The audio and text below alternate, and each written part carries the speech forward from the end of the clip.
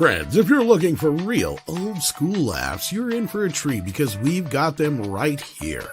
Flip City Magazine. Remember Mad Magazine? Then it went woke? Well, don't worry. Flip City has no chance of going woke. That's right. 4 times a year, you'll get an actual printed magazine full of jokes, stories, comics, and more, all about today's pop culture, entertainment, and woke politics. Flip City takes terrible entertainment trends we love to hate with hilarious parodies of Lord of the Rings, Stranger Things, The Walking Dead, Star Trek, Hunters, and more. Trust me when I say there is nothing else like Flip City on the market. So subscribe today. It will be delivered in print, or you can even get it digitally if you're one of those wacky Zoomers. Either way, follow our link and sign up today, and if you put in midnight, you get an extra 10% off. Check out Flip City Magazine today.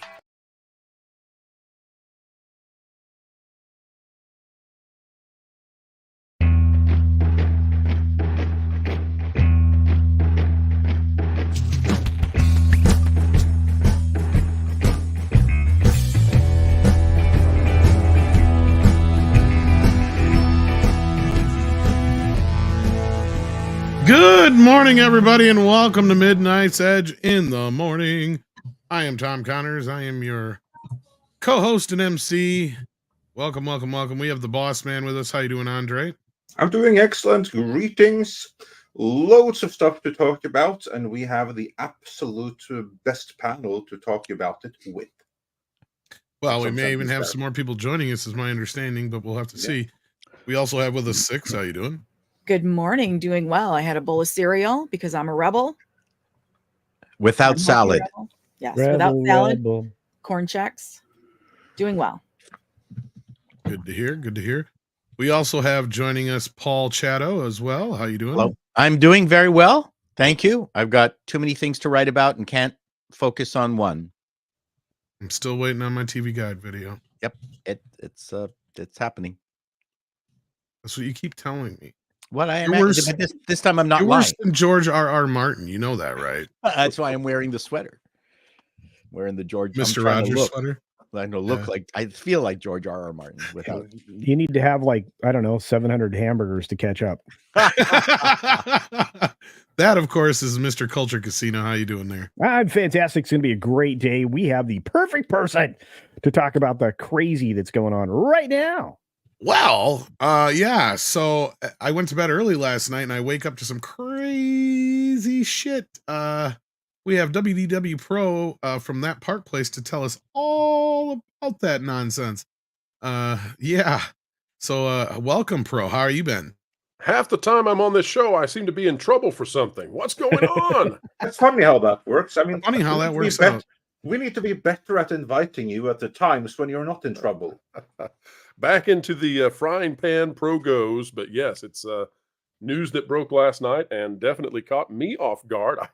I was on a different show live streaming when all of a sudden my phone was blowing up and I was shocked to see the reason for it. So we'll get into that momentarily. Well, before we do, we got Psychotic, who's been here for 18 months. We got Chipmunk of Vengeance. That's a heck of a name. Been here for 3 months. Jay gifted 5 memberships. Thank you for that, Jay. I don't know why that's coming through my main speakers and not my headphones. Sorry about that. We also have Glade Riven, who's been a member for 19 months, says, let us know if you need a few more dollars for legal funding for sharing TPP's article. Yeah, we're actually kind of implicated in that too, I guess. Welcome to the club. Yeah, but we'll get into the specifics on that. I don't think that we have been so far because we have referenced them by name, but we haven't referenced that particular article. Are you sure that wasn't the one we used in that video yesterday? Yes, because I wrote it. But anyway. Well, I edited it and I could remember using a screenshot from. Oh, yeah, you're right. That's true. Okay, then we are in trouble. Yeah, you're done. I don't know what you're talking Game about. Over. But we're done. But I was about to say, even if we weren't before, we're definitely in trouble now because we're hosting WDW Pro. We're going to be talking about it. So that's a twofer. Guilt by association. Well, you know what? There's this amazing trend out in social media because I'm also covering a lot of the school board stuff out here in Canada.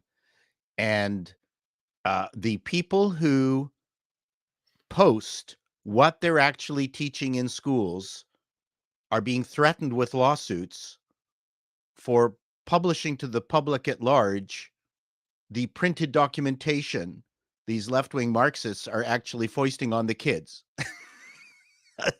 It's sort of, did you catch that? This is the same thing that you're run into, Pro. You're just reprinting existing documents, and they're mad at you for doing that. What's even funnier is we had no idea how far this went until Mark Kern, the former project lead for World of Warcraft, essentially the guy who's responsible for World of Warcraft, when he started, I guess, posting on our behalf, although not requested, he started putting documents out there we had never seen before regarding this entity. And oh my gosh, I mean, there's stuff that's just mind-blowing. But it's actual documents that they've published. It's straight off their website. And they're mad. They're mad at it being revealed to the public at large. This is what I'm dealing with all the time. Before we get ahead of our... I'll be quiet. I'll be good for a little bit.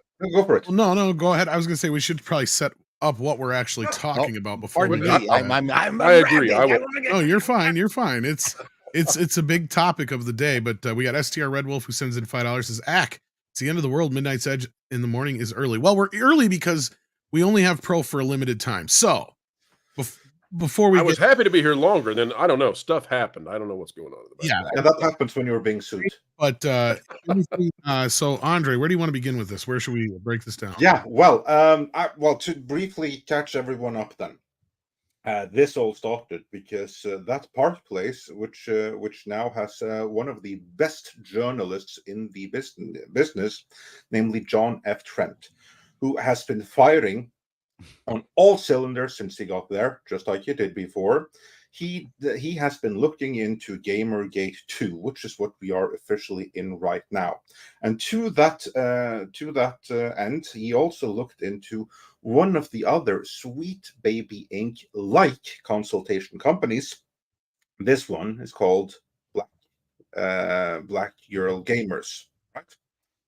So it has nothing to do with black ladies in general. So to any black ladies who happen to be watching, this isn't about you. No one here is talking crap about black girls in general.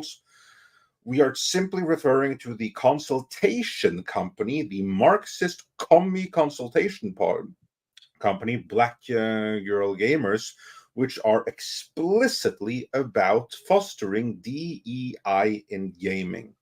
Diversity, equity, and inclusion. They just changed the order. They say diversity, equity, and inclusion, but still, that's what they're about. That's all they do. That's their entire reason for existing, is fostering diversity, equity, and inclusion.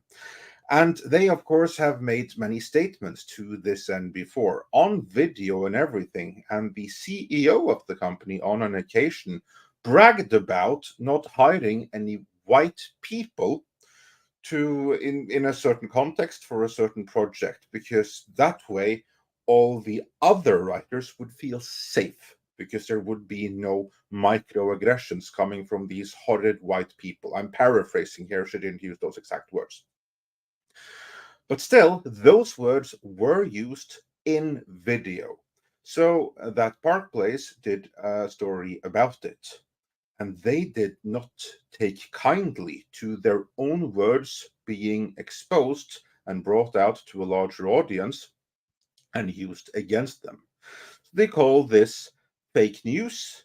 I don't know that they've said the term out of context, but I wouldn't be surprised if they did. They deny the story. And what they put out on X yesterday was an ominous message that they're going to sue not just that Park Place, but anyone that shares the story in their videos and their social media. And that actually did come out after we put out our video where there was a screenshot of this story. So yeah, maybe that had something to do with it. I don't know. But that's the gist of it. Pro, did I miss anything there, or is that a fair summary? Well, they have decided that they're going to threaten. Now, what they said is, to be technically accurate, they have said that they are going to seek legal counsel, to seek legal action against that Park Place, the author of the article and anyone who shared links or information related to that article. So that's what they have said. They've also made claims that the article was not researched and that their hiring practices are not discriminatory and all of this. The problem is that I don't see how the article can't be researched if it pulls from a wide diaspora of screenshots with their own information. The other issue is that they are claiming that that Park Place has inaccurately portrayed their company. The problem is that Park Place is making a statement of appearance. So, for example, if you say we're looking to bring on, and you declare a demographic of people who can come join you in an endeavor, right? Then that is thereby, in its pure essence, discriminatory. So let's say, for example, here on this panel, that I say, Tom, I'm looking for people named Tom to come work with me tomorrow. Exactly. You got it, Tom. It's just you. That's a discriminatory statement against everybody else on the panel. I don't know how we can parse that out in a different way. And so I've shared with you guys in the back channels here a link. This is the particularly important one, I would say. This is from Mark Kern, but he discovered something on this Black Girl Gamers website that I just don't understand. I mean, I know that people can sue let's others bring it up on screen. Yeah, people can sue others for, and you want to click on the graphic. The graphic is what matters. If you want to zoom in on the graphic, where that red box is, there you go. So people can sue other people. Businesses can sue other businesses for anything, right? Courts will decide the merit of the Right. But the issue here is a writ costs you $75. Exactly 100%, and you cause endless grief. 100% minority operated. Now, this is where things get really interesting. This is just the tip of the iceberg in terms of the stuff that's been sent our way now, of course. But I know that there are many companies out there that are minority owned or woman owned or black owned or Hispanic owned or what have you. We can come up with all kinds of companies that are Native American owned. But operated is a different word. And operated is very interesting because that suggests that the operations of the company all are enacted via only minorities. So how can that be unless only the people operating the company are minorities? And how can you have a company that's only operated by minorities without discriminatory practices? Now, I'm asking questions. So should I be asked to comment on this video in deposition down the road? I'm literally asking questions. I legitimately, in good faith, don't understand how an entity can be minority or majority operated without some form of discrimination against the other side. I don't, that doesn't compute to me logically. Well, the only way would be if they're a group of friends and they knew each other and they were all minorities. I do not like, because you're only a minority in a limited geographical area. And not on a worldwide scale by a long shot. But anyway, let's just assume, let's play devil's advocate. The only way that this could happen is if they knew each other, they started a company, and their group of friends happened to be 100% minorities, and then they have never, ever publicly advertised a position in any medium ever. Because if they did, they would have to say that white people need not apply. Well, there's also the issue is that I'm the sole owner of your web department. It's 100% Hungarian owned. Right, but owned is a different thing than operated. And so that's, I'm operating what we're... Yeah, yeah, like your company, I'm pretty sure it's not 100% Hungarian operated. No. I got a Brazilian and some Ukrainians. Yeah, there you go. But then it's no longer 100%. I guess it's a definition of operated, right? So if we look to the left of the 100% minority operated, two statistics to the left, it says 10,000 plus members and talent within our network. And again, this gets into who is an operator, right? Of those 10,000, who is technically counted as an operator? And so that's, I suppose that is. And then you could also begin to ask the question, is the name itself and I don't know the answer to this, and I did not write the article, but is the name itself Black Girls Gaming? Is that an indication of who is allowed and who is not allowed? For example, when it comes to their online community, you have to go through a submission process to become part of their online community. In doing so, you cannot be male presenting. That's not allowed. You're just simply not allowed to be part of that. And so the question is, well, where does the company start and where does the company stop? Where does the company start? Where does the community start? But again, it's all of the stuff that's in the article seems to me to be, and I looked, it seems to me to be documented, and it seems to be in good faith. Yeah, and Trent, in my experience, he does his due diligence, and the article I thought was excellently written. That's why we put it in the video, because I was going to do a separate story about it. And now I'm definitely doing that, because as someone mentioned here in the chat, Streisand effect. So yeah, Black Girl Gamers, congratulations on being the next big high-profile Sweet Baby Inc. Well, I think that's the impetus, isn't it? They don't want to get Bud Lighted, right? The Sweet Baby Inked, which is the new Bud Light, right? Yeah, they don't want to be Heinerscheided. That Heinerscheided. We pick a verb, and I think that's really what they're desperately they're desperately trying to avoid that. Yeah, well, I would say that they're not doing a very good job at that so far, though.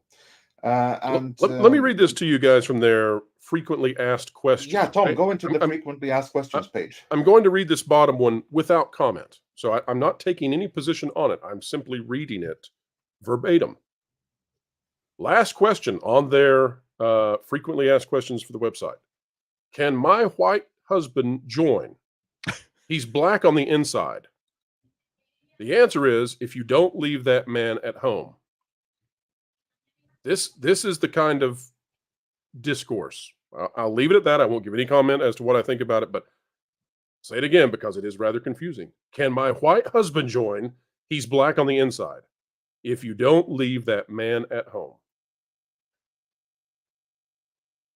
Folks, you can do the commentary for poor Pro, as he is saddled with the responsibility of being utterly vanilla today.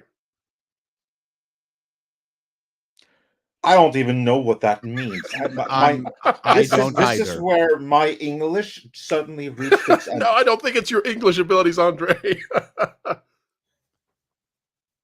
I never learned Ebonics. Yeah, I don't understand that. What does that mean? I don't either. Maybe we can look for help in the Urban Dictionary or something. Can my white husband join? He's black on the inside. An answer, if you don't leave that man at home. So he can join if... No, you guys aren't reading this right. No, we're not. It's more like, if you don't leave that man at home, I'm going to fuck your shit up. Well, this deposition got more interesting. Shouldn't the ellipsis be after that then rather than before? Yeah, Pro, I hope you're archiving this. Oh, we have a lot of stuff now. We have a lot of stuff. I think we have to be careful about interpreting this, because then they could just very easily decide that it means something else because we don't know what it means. Yeah. We can't be correct. Let's go up and see what it says under what is your company's mission? I think that's a great idea. Let us learn together. Yeah, let us learn about this company. Let us see what they say. So, Tom, open up. What is your company's mission? This should be a hoot. Our aim is to increase and improve the influence, representation, equity, there's the commie language, and experience of Black women in the gaming industry. Equity, of course, that basically means that you want to share with others, but you don't want to share anything back again. You're essentially looking for a free handout. Can I advertise a job through Black Girl Gamers. Let's see if there's some interesting there. You can advertise a job on our job board, which is accessible only to our community members. By advertising to our extensive network, you can effectively reach a diverse and talented pool of candidates for your opportunities. Yeah, I'm sure you can find plenty talented people there. And I do have to say, I think that that was a very, very limited, frequently asked question Yeah. section, I have to say. So Could there be a restraint of trade argument to be made there? that'll have to be a question answered by someone other than myself on that one. Okay. But I'll say this. I'm looking at the article now, the Voldemort article, that which shall not be named. And I'm looking at the part that seems to have caused the kerfuffle. And it simply says, the organization wrote, back Let's on bring it up February on 19th. screen. Yeah, you can Yeah. feel free. I'll bring give up you the link. article. And see But what it the fuss says, is all about. it says, looking for Black women content creators that make Dungeons and Dragons content for What some article? potential brand work. The Hit one they're us being up. sued for. Oh, do you Hang have a on, link Tom. I'll give you there? the link. Or you can just share it yourself. Yeah, one of the two. I'll give you control over it. Yeah. So That's a bad idea. So the article says, the title of the article is, Forspoken Consultant, Black Girl Gamers appears to discriminate in their hiring practices while claiming they are being harassed. And then what John does is he lays out through screenshots what he believes in good faith to be the appearance of discrimination.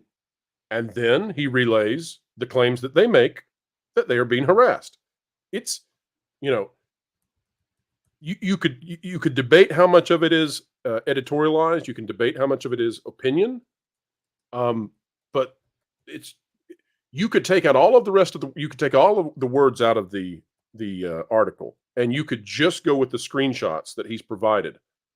And you would have a compelling case that the title matches the screenshots, which are not screenshots of content generated by that Park Place or John Trent. It's literally just a history, a visual graphical history archived of the actions of this company online and of others directly involved. So it's pretty tough to see how this would, violate anything. And again, I guess here's the big deal. This will resonate to listeners out there right now. Typically in journalism, if you post something and there's a disagreement as to the validity of it, typically the person who feels maligned or the entity that feels maligned will request a retraction or an edit, a modification. You delete the article, something like that. You'll get some kind of demand there. We haven't gotten anything like that. To my knowledge, as of right now, we have never had a direct communication request or anything beyond what you all have seen online with any kind of clarification that, hey, this is incorrect. Could you change this? We have received nothing of that sort to the very best of my knowledge at the time that I'm speaking. So, that adds to the strangeness to it, I would say. Well, no lawsuit can proceed without an initial request for deletion or change. If they don't make that request, their case is pretty much toast. Which is why I'm not.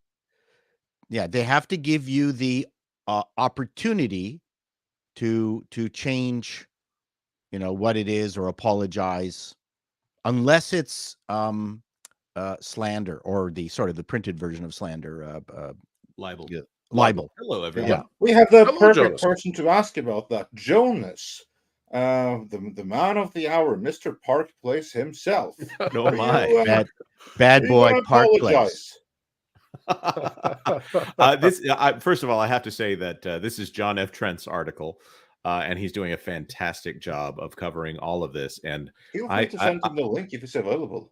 I will make sure he has it here in just a moment. And I was very relieved when I read this, that this is up to the same journalistic standards that I've always expected out of John F. Trent. A lot of seeminglys, and it would appear, and keeping it in that realm of reporting as opposed to reporting opinions as facts. Unlike what wait, sorry, these all run together to me. Black Girl Gamers seems to be doing here. Yeah, and what I was going to say there, sorry, I didn't mean to interrupt you, Paul. I was just going to say, like, yeah, one of the reasons I didn't freak out and go, oh, shit, Andre, we should take our video down is because their threat is nothing more than a scare tactic. Let's be real. Well, I'm not even a lawyer, and I understand that much. You got to do all kinds of stuff before you can, it's... And so you can also tell this is kind of a social contagion, because I've been involved in several attempts at making money through magazine subscriptions and TV things and stuff like that. I was worried you were going to say you had been a part of many attempts to make lots of money through lawsuits. I was genuinely worried. There are people who do that. Frivolous lawsuit you have on me right now, Paul. That's right. I'm not dropping it. I'm not dropping it, Tom.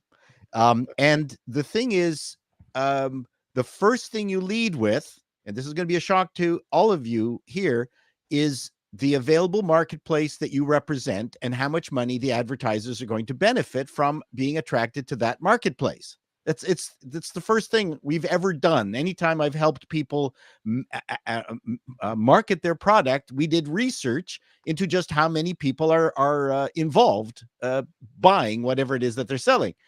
And in this particular case, nowhere on their website do they indicate how big their market is, which is very instructive. So I did a quick search right now, just how big a percentage of Black female gamers there are. And the one statistic that comes up is that overall, where is it? Where did it go? God damn it. Oh, yes. Of adults who play video games, 72% are white, 10% are Hispanic, 8% are Black in total. And most of them are Black men playing NHL hockey. I mean, I know that. and 6%. Yeah, and also basketball. 6% are Asian Pacific Islanders, and 4% are identified as other. So I don't know what percentage of the 8% are Black female players, but it's also really interesting when you take a look at the search results when the mainstream media, which misconstrues that question, obviously, and they talk endlessly about the lack of Black women representation in video games. Like it's right. We have two different worlds out here. We've got a world of idiots out there who are concentrating on something of absolutely no, not value, of no consequence. No consequence, yeah. And then you also have this organization that you guys are now tussling with. Going by the math you just gave me, Paul, all the Black female gamers in the world probably work for this company, and I'm thinking half of them don't really play games anyway. I'm probably not far off. No, you're probably correct. And on that note, we have the man of the hour, Andre. I'll turn it over to you. Yeah, I've been demoted. The man of the hour, one of the absolute just slightly best journalists working today, and the one who brought on this potential legal action from Black Girl Gamers, all 4% of them of the gaming community. Welcome, Mr. John F. Trent. Hello. Hello. How's it going? Going good. Look what you did. You are in so much trouble. So John, what do you have to say for yourself? Yeah, John. I am vindicated because we just had a former Black Girl Gamers member basically say she was run out of the organization because she refused to participate in hating white people. John, do you have that available? Wow. Yeah. Wow. So I just did a recording on this. I'm waiting for a pro to approve me writing an article on it, but pro is waiting on legal counsel to agree to. So this is the latest on this. This is happening very quickly. It's really interesting that what these people are always kind of like accusing us of doing, they're usually guilty of it, and that does indeed appear to be the case now based on this former member of this organization. But as far as the original article, I mean, they posted that on February 19th that they wanted a Black women D&D creators for a branding opportunity, and to me that appears like they were not looking for any other individuals for that might not be Black women. and that And looks it like was your discrimination to me. it was your good faith assessment then, John, that at least generated an appearance thereof. Yeah, I mean, I think that's exactly what that looks like for sure. And male So- identifying. Yeah. So I just want to say, guys, that I have a tremendous sense of humor. I'm not as funny as Paul, but I pretend to be sometimes. You're And almost as funny as me, though. Being restrained is not easy for Pro. I can't tell you how many funny comments I go, nope, you can't say that right now. Actually, you're probably funnier than me. I take that back. No, I think sarcasm is a useful tool in this case. You're trying to draw it out of me, Paul. I know what you're doing. I know. You know what's really I just am here? suggesting in my inner monologue, if any entity is weighing which ones to sue first, have at the others. We'll take the last seat on the car. Anyways, I that's was fine. researching the Streisand effect, and I found that one very interesting. I think this is, in the end, probably. I think they should sue the Streisand effect. Who owns that? Sue them. I'm actually going to Barb. be careful with my comment I was about to make because it could come up in court. This is just I don't see the harm here because I don't think this lawsuit is going to go anywhere if it appears. I see a lot of steps that could avert a lawsuit, and they don't seem to be taking any of those. It seems like a lot of bluster and a lot of someone trying to be mean and intimidating and trying to score points with 3 snaps in a Z formation, Yeah. Ooh.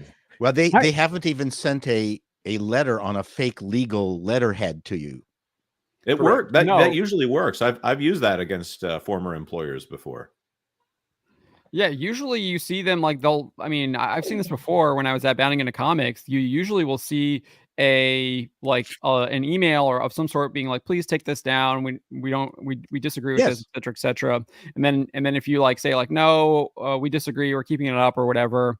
Then they might escalate. Then you'll get a cease and desist or something like that. Well, they just went to social media and are saying we've contacted a legal counsel and we're going to try and go after them. That's usually not how these things typically operate, at least from my experience.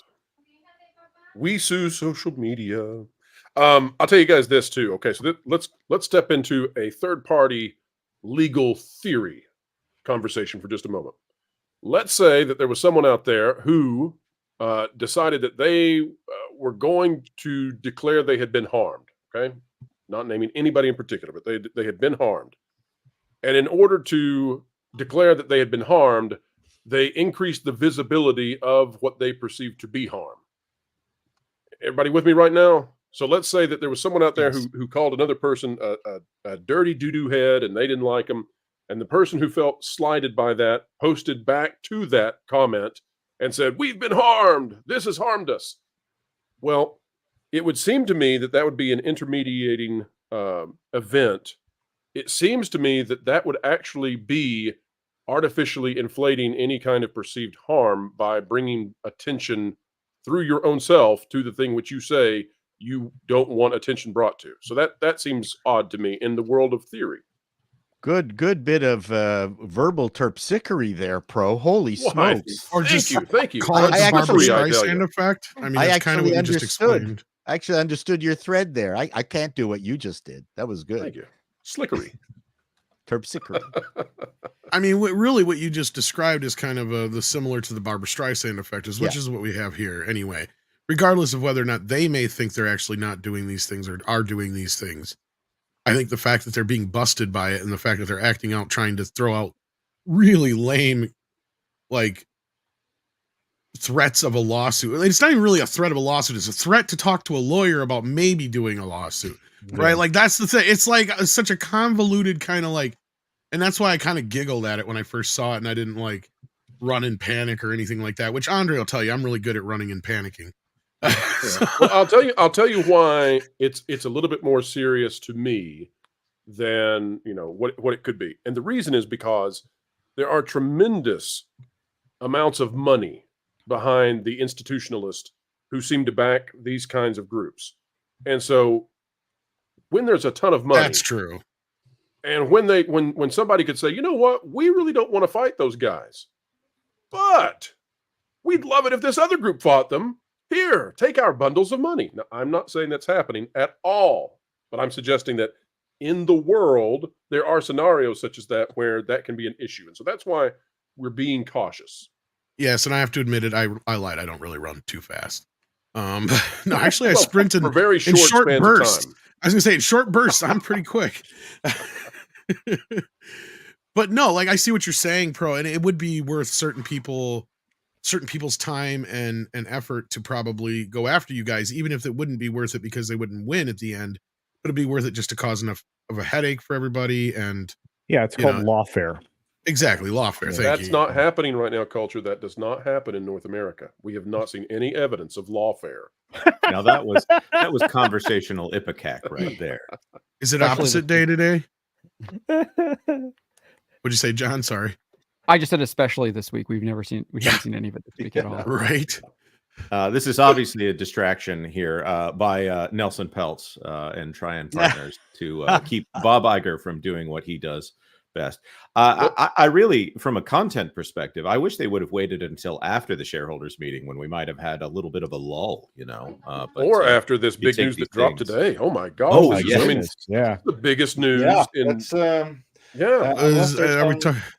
Some final thoughts on Black Girl Gamers. We should probably grab the super chats that have to do with those real quick. Yeah, though, let's wouldn't you do think? that. Or John, do you have like any final thoughts on Black Girl Gamers and their potential partners? I mean, if you look at their website, Mark Kern did a really good job of kind of combing through their website. I mean, it does look like they do indeed like keep certain demographics out of their community. I mean, it literally says if you identify as a man, you can't join their community group.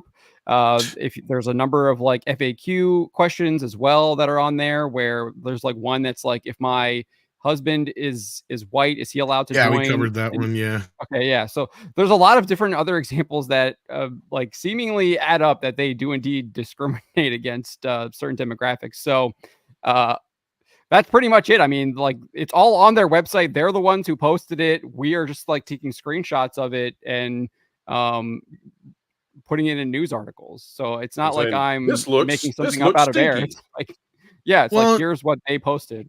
Yeah, you could even have some. You could even have some people, I'm sure, who believe the idea of, well, we're doing the right thing, so how can it be illegal? Right? Like it's like we've been trying to tell you all how it was illegal for the last few years if you just listen, and now they're probably in panic mode because they realize that it probably is illegal. But Snail Messiah, go ahead. Sorry.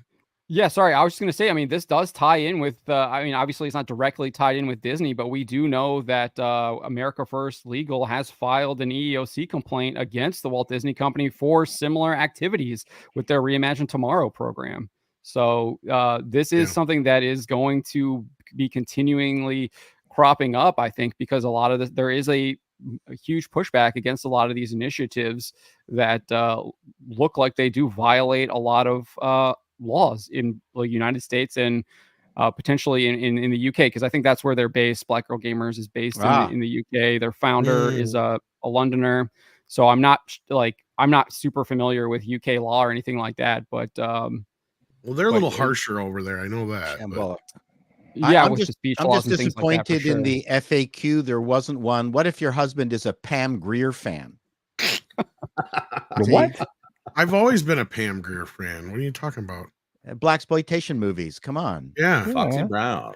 Foxy Brown. But why are you bringing that in here? I'm just saying that it should be one of the questions on the FAQ. It should be okay. That should get you in. You should get me in. That's right. I'm with Paul on this one. Sheba baby. Come on. Yeah. Superfly. Let's go. I've seen them all. That's right. That should count. He's singing my language here. I'm with him. There you go. I've Snail seen Messiah. George Clinton live. Oh, hell yeah. That should get you an instant. Yeah. Parliament Funkadelic reference. Ooh, right? Yeah. We need more that. We need more of that funk. So anyways, he knows the Atomic Dog. Okay. Yeah. Great song. Snell Messiah has been here for 34 months. Thank you so much for the support. And then we want to get through some of the questions that you guys have out there in the chat before we move on to the next topic here. Packing protons. That's awesome. I know. Yeah, it says with $10. Says Pro. It is, isn't it? Pro better get used to this part of growing is being part of a bigger target. That's true. That just means you're doing a good job, and they see you as a threat. Yeah, that's what I think. Is they're kind of just panicking right now. We just always thought it would be a pixie duster first. Yeah, well, the problem is you guys have very effectively, all of you, and maybe collectively, many of us have actually, done a good job of making SBI look like complete trash, and then chase business away from them. So maybe that's what's going on here with Black Girls Gaming. Well, I think I 100%. Yeah, go ahead, John. Yeah, I was just going to say, I 100% agree with what Culture's saying. I think the lashing out is because not only did they absolutely fail with Forspoken, which I documented in that article as well, but I do think that a lot of these video game companies see what's happening. They see the Sweet Baby Inc. detected list. It's almost closing in on 350,000 followers. That is a huge market cap. We were talking about this on the Geeks and Gamers channel yesterday. I think Craig was saying that that's $24 million in revenue if you for like a $70 PlayStation 5 game or whatever, right? So that's a large chunk of money. And if you look at just like Alan Wake 2, they've only sold 1.3 million copies according to Remedy, the developers' latest financial reports through the I think it was the beginning of February, and that game came out in October. That is a lot. But you look at that 350,000 people, and they've only sold 1.3 million. How many? Like, that's a lot of people that aren't buying your game that might have potentially bought your game, right? So you're like, that's almost what, like, I don't know, like 7% or something like that. Or no, that's probably like 20% around there, something like that. So that's a lot of people, and I'm sure that the financial people at these video game companies do indeed see that power. And as we've seen, like, these boycotts can be effective. We've seen it with Bud Light. That brand has been effectively destroyed here in the United States. And what I was going to say is, I think it also goes to show, although he would not say so himself, John has only been editor-in-chief not even for 3 months, for 3 full months at that Park Place, and already the site is driving traffic such that these kinds of entities are responding to it. I think it speaks to what John has been capable of doing for so long, and he's continuing to do it now at a new site, and it just speaks to his talent and his accuracy and his forthrightfulness. Little shit disturber. That was the other adjective. I mean, that's how they see muckraker. Right. Muckraker was my favorite James Bond movie. James Bond movie. I knew you went there before I got there. Man, thank you, Paul. But let's do a couple more of these super chats. We have plenty of Disney stuff to get into as well. Cyrano2960 sends in 2 and says, funny that they're using tactics they claim were racist. Yeah, isn't it? It's only racist if white people use them. That's right. Yep. Chaos Sonic 1 sends in 5, says the funny thing is this lawsuit is basically putting them in 4K, as it still gets people to spread the word and put more Streisand effect again. Yeah. Well, there hasn't even been a lawsuit yet. Keep that in mind. Like, it's just been a threat of a threat of a threat. Basically, like I said, they're threatening to talk to a lawyer about a lawsuit. So it was like a really wimpy veiled threat at the end of the day. But I mean, again, I can see where Pro and the guys are taking it a little more seriously than we would necessarily, as far as just the sharers of the information. But yeah, the Streisand effect is in full effect, I think. In this case, what do you guys say to that? Anything? Yes. Yeah, I mean, that's how it all started too, right? I mean, it was Sweet Baby Inc. employees, Chris Kindred and Maya Kramer, going after the Brazilian gamer Cabrutus Rambo over his Steam curator list. That's how all of this started, is the Streisand effect. And then Professor Haitian has been a member for 35 months, says, why is everyone getting mad? People need to remember that being honest is the only policy. Well, when you have a lot to hide, you get mad like that. Yeah, especially when people are kicking over stones. When your business is grifting, it's you don't really want to get that out there. Because believe you me, and if they really had any grounds to stand on, these guys wouldn't have even heard that. They wouldn't have sounded off on Twitter like that at all. They would actually just have filed the lawsuit and went after them. Because then they would actually thought they had something to go with. Like, just the fact that they're just saying, oh, we're consulting with it, to me, it's just a bitch move. It's a very silly thing to do. Go to a lawyer, get something on a letterhead, and send it off. It's not that hard. No, it's easy, and don't. But you have to be really careful. I mean, again, we were sued by an employee, and then through some research, I found out that the lawyer who had sent the letter on the letterhead, on the legal letterhead, was the friend of the person who was trying to sue us. And I went, okay, this is a huge law firm in Toronto. You can't hire a lawyer unless you've put down a deposit. I don't know if it's what's it like in the United States.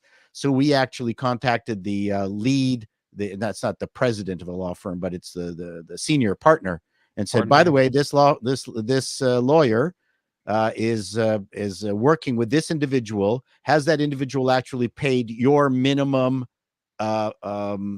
deposit to engage this lawyer of yours? We never heard from them again. Funny that. So it seems like your friend got his friend, the lawyer, fired. Well, probably. Yeah. Because they didn't do it properly. It's one of the challenges of working with a big firm. Yeah. You know, if you're not working with some like South Carolina guy from a trailer park, you know, but if it's a big law firm, then they work with deposits. You really can't engage those big firms. They're not going to take kindly to one of their lawyers moonlighting in their name. No. Especially if there's a conflict of interest or something that could get them in trouble. Yeah. And honestly, I see this as more of not even so much as a scare tactic. The more I think about it, the more I think of it as cry for help. And what I mean is they're calling out to anybody who actually gives a shit to try and defend them. I guarantee you that's what this is. And they're probably not getting much help because, I mean, it's pretty obvious what they do, right? Like, I think that's a really good point, Tom, because if you go back to what Campbell said back in 2019 in the Game Developers Conference presentation that she gave, her whole strategy was to use AAA video game lower level employees to terrify higher ups to try and put the marketing executives to push her agenda. And she basically threatens like woke Twitter mobs, right? Because it's 2019. Yep. And it's very similar tactic being employed here by Black Girl Gamers. That's what I was thinking too, is like, this is not even so much a threat of a lawsuit as it is to get a bunch of people behind them. Like you said, to start a bunch of people on Twitter and coming after them and maybe get the attention of some other people and whatever. Yeah. That's what it feels like more to me now that I think about it. I think there's a big difference though. No one on this panel is scared of SJWs coming after them on Twitter. No, I live off of that. I feed on it, actually. In fact, I'm pissed off I'm not on their trans list, by the way. We also don't harbor I don't know how that even works. Maliciousness or malevolence. We just think that telling the truth really matters. And we try to do it as best we can. And when there are receipts from your website, sorry. And I'm not getting this need to try to take down or add to existing properties. If someone is not delivering what it is that you want and you think there's an audience for it, in the past, we made our own shit. Like, there's any number of reasons for being turned down. When I started as a stand-up comic, nobody wanted to take my writing, so I went out on the road and put myself in front of an audience as a way to try out my stuff, right? And then, joined a comedy group. And I don't know. And in gaming, there's a tradition in gaming where you don't like what someone else is doing, you get some coders together and you make your own game. This is a whole new world where people are demanding from AAA comics, from movies, everyone, that we need to change existing properties. Make your own. Well, and that goes along with the other video we dropped yesterday, and it would do them well to just start making their own. Make your own game. That's what they're learning slowly from the Zoomers and Millennials, is that they don't want a Ghostbusters. They don't want another. Well, there's that too. Well, Halloween. They don't want another thing that their mom and dad have. And I'm sure it's the same damn thing in gaming. And we were talking the same thing last night. Well, that's a funny thing. So they want to insert themselves into a future failed product. That's exactly what you're saying. Mm-hmm.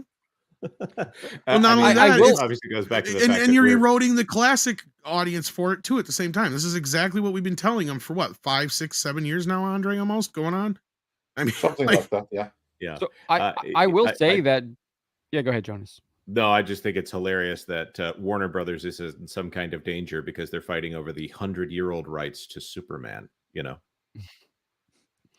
I just want to push back on like Forspoken was an original IP from Square Enix from Luminous, I think, Productions that now has been shut down, and it failed. So and that's the main game that this organization consulted on. So they did try and do their own thing. It didn't work.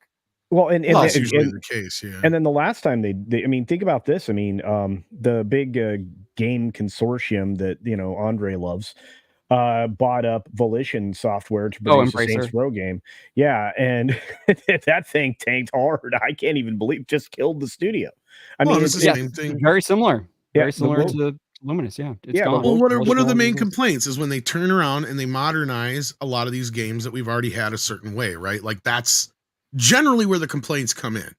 Yeah. It's like, why did you take this game, remaster it, but then take out all the things that you deem as problematic, right? Who deems these things problematic? These companies like Black Girls and Sweet Baby Inc. and all this other stuff, they're the ones who they're consulting.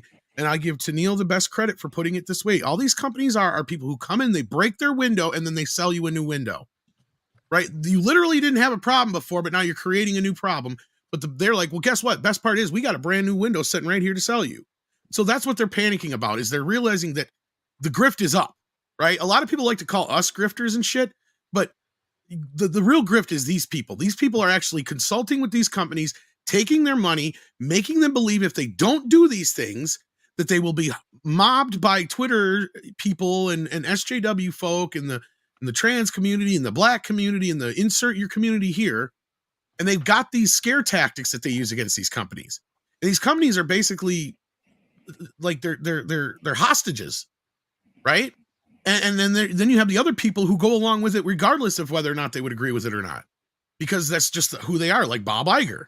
Like, and that's another thing we'll get into here shortly. But like, it's just insane that these people are putting this in front of profit. I can't believe that we were actually talking about this in this day and age, where it used to be that, corporations cared most about the bottom line more than anything. And now they give more of a shit about inserting a bunch of messaging. Well, clearly there's money coming from somewhere. And Andre and I already know the answer to that. So, yeah. Yeah, we got a video coming on that. So, yeah. But you were about to say something, Jonas? Oh, yeah. I just think the best solution here is for a resounding defeat of someone in this space to pop up and try to accuse people who are telling the truth. And by the way, the first rule on that Park Place, whether or not we're going to make it official, I've always said is first, tell no lies. The great thing that could happen here is someone coming up with one of these frivolous lawsuits and being resoundingly defeated, and making everyone else who might be, let's say, compared to allegedly similar to a cockroach, to have all those little cockroaches flee at the sunlight. So there you go. Or the flashlight, whatever you want to call it. Yeah. Packing Proton sends in 5 and says, also, is Wilton the head of Black Girl Gamers as well? I saw that. Some people were asking that. Will Wheaton? No, Wilton, the troll puppet. Oh. Because he threatens to sue all of I just saw Will Wheaton on something where he was with that one chick from the BBC in that one thing. Yeah, that's right.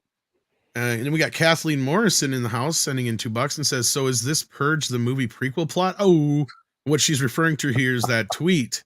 It said we need to purge these dudes. And that's in our video we dropped yesterday too, from John's report. And then we've got, let's see here. I think this has to do with it. Chaos Sonic 1 says, I'm going to say this. If you don't want your stuff exposed, then you shouldn't say it that you yourself shared. Yeah. Well, that was the beauty of this last night. I like I said, I went to bed early because I had an appointment this morning, and I woke up to all these glorious tweets and I was tagged in some or whatever. And I saw like just some of the responses to some of them. And I thought it was hilarious because all they're doing is just responding with their own tweets. You guys are there, I should say. And even some of the people on the panel here, it's hilarious. It's like, anyway, did you guys want to respond to that? No, that we're just republishing their own shit and they're freaking out. Right. Yeah. The whole point of Everything Woke is saying, guys, this is what you are bragging about. So I'm just going to point this out to everyone else that would like to know what you're up to. The idea of how dare you notice as a defense is just ridiculous. Right. It reminds me of when they're like, well, you are like when they do the book thing, they're like, well, you shouldn't be all you shouldn't be banning books. And it's like, okay, well, this is the kind of books you have in your library. And then they start reading them and they're like, objection, and they try to shut them up. It's like, well, this is what you have. You don't want to let me read it out loud, though, right? Like, that's the It's problem. kind of like libs of TikTok on X as well. Basically, it's just showing it. Look at what these mad people do. And that's all. There's no editorializing, just showing the madness for the people to see. Yeah. And then we got Aaron Glendening, sorry, who sends in 5, says, don't like bullies. Share, bring it. Yeah. Yep. And then we've got Richard Warning, who says, is there any public funding in Black Girl Gaming? Well, Andre, I don't know if we know the answer to this offhand yet, do we? We can assume some, maybe? We do not have the exact paper trail that will reveal who is ultimately funding them. No, we have suspicions, but we do not have absolute proof. It's me. But I did yeah, it. you busted. But we do know where we have, or at least we know a big part of the picture of why this company and Sweet Baby Inc. and all of the others all of a sudden came on the scene and suddenly started offering such similar services in the last 5-6 years here. There's a reason for that, and we'll go through that in an upcoming video, which is being edited as we speak. Indeed. And then we've got Josh Hammond, who says, I wonder if Tom and AI Andre read the comments on their videos and archived live streams. Also, high panel, especially sexy, sensual 6. Hashtag it's hero time. I'm not high. I'm not high. I'm just strung out. We know. High panel. Come on. That's a well, I'm the only one who's probably legally high. Yeah, and the answer to the question is skim through many of the comments, but we can't possibly get to all because you have no idea how many comments that we get in a day. There was a time when we could read all, but we easily get 1,000 comments a day. It's very difficult. Well, that's on the low end, actually. I mean, there's all the comments and then the replies to the comments and. Yeah, it gets, we try to for as long as we can on a subject on a video, but after a certain point, you kind of have to not so much abandon it, but just kind of let it go and move on to the next thing, or you'll be hung up forever. And then we got Dr. Long Dongler here, who sends in £1.99 and reminds us to hit that thumbs up if you haven't already. Please do. Then we got Pinochet's Helicopter Tours, who sends in 5, says, when you receive lawsuit threats, you marked as a target. It's BGG is BGG a Canadian company? If so, ignore them. I know, as we pointed out before, you probably sent this in. I believe they're a UK company. Congrats on being dragged into communist warfare. Well, we've kind of been on the sideline. We've been there before quite a bit. Yeah, like we've caught some shrapnel from time to time. Back in the frying pan. It was fun like that time we were quoted by James Lindsay. Then we got Mikey in the house, who says, breaking in a statement released today, Mexican Iron Man, CEO of Rabbit Chicken International, pledged full support for TPP. Our team of Rabbit Chicken attorneys will fight day and night against these accusations. This shall not stand. Yes, indeed. Mikey is a true leader in the fight that we all find ourselves in, I should say. Matthew Cooper says, with $5, y'all seem to be missing the first step in libel or defamation. The statement has to be a lie. Bingo. Where's the lie? DEI Consulting, haven't seen one. Oh, and that's just it. That's where I don't see it so much as the more I think about it, I don't see it as so much of a threat of a lawsuit as it is for them for a cry for help for other people to come to their assistance and back them up on Twitter and stuff like that. Yeah. But Matthew's missing the point. Anyone can drop a writ on someone at any time if they have the money. It's like they can abuse, the system is abused all the time. So, it's not a question of whether you're right or not. It's a question of how much grief you can give someone else.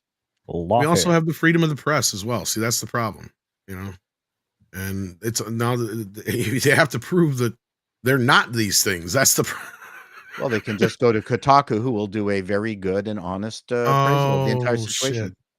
They will. Here?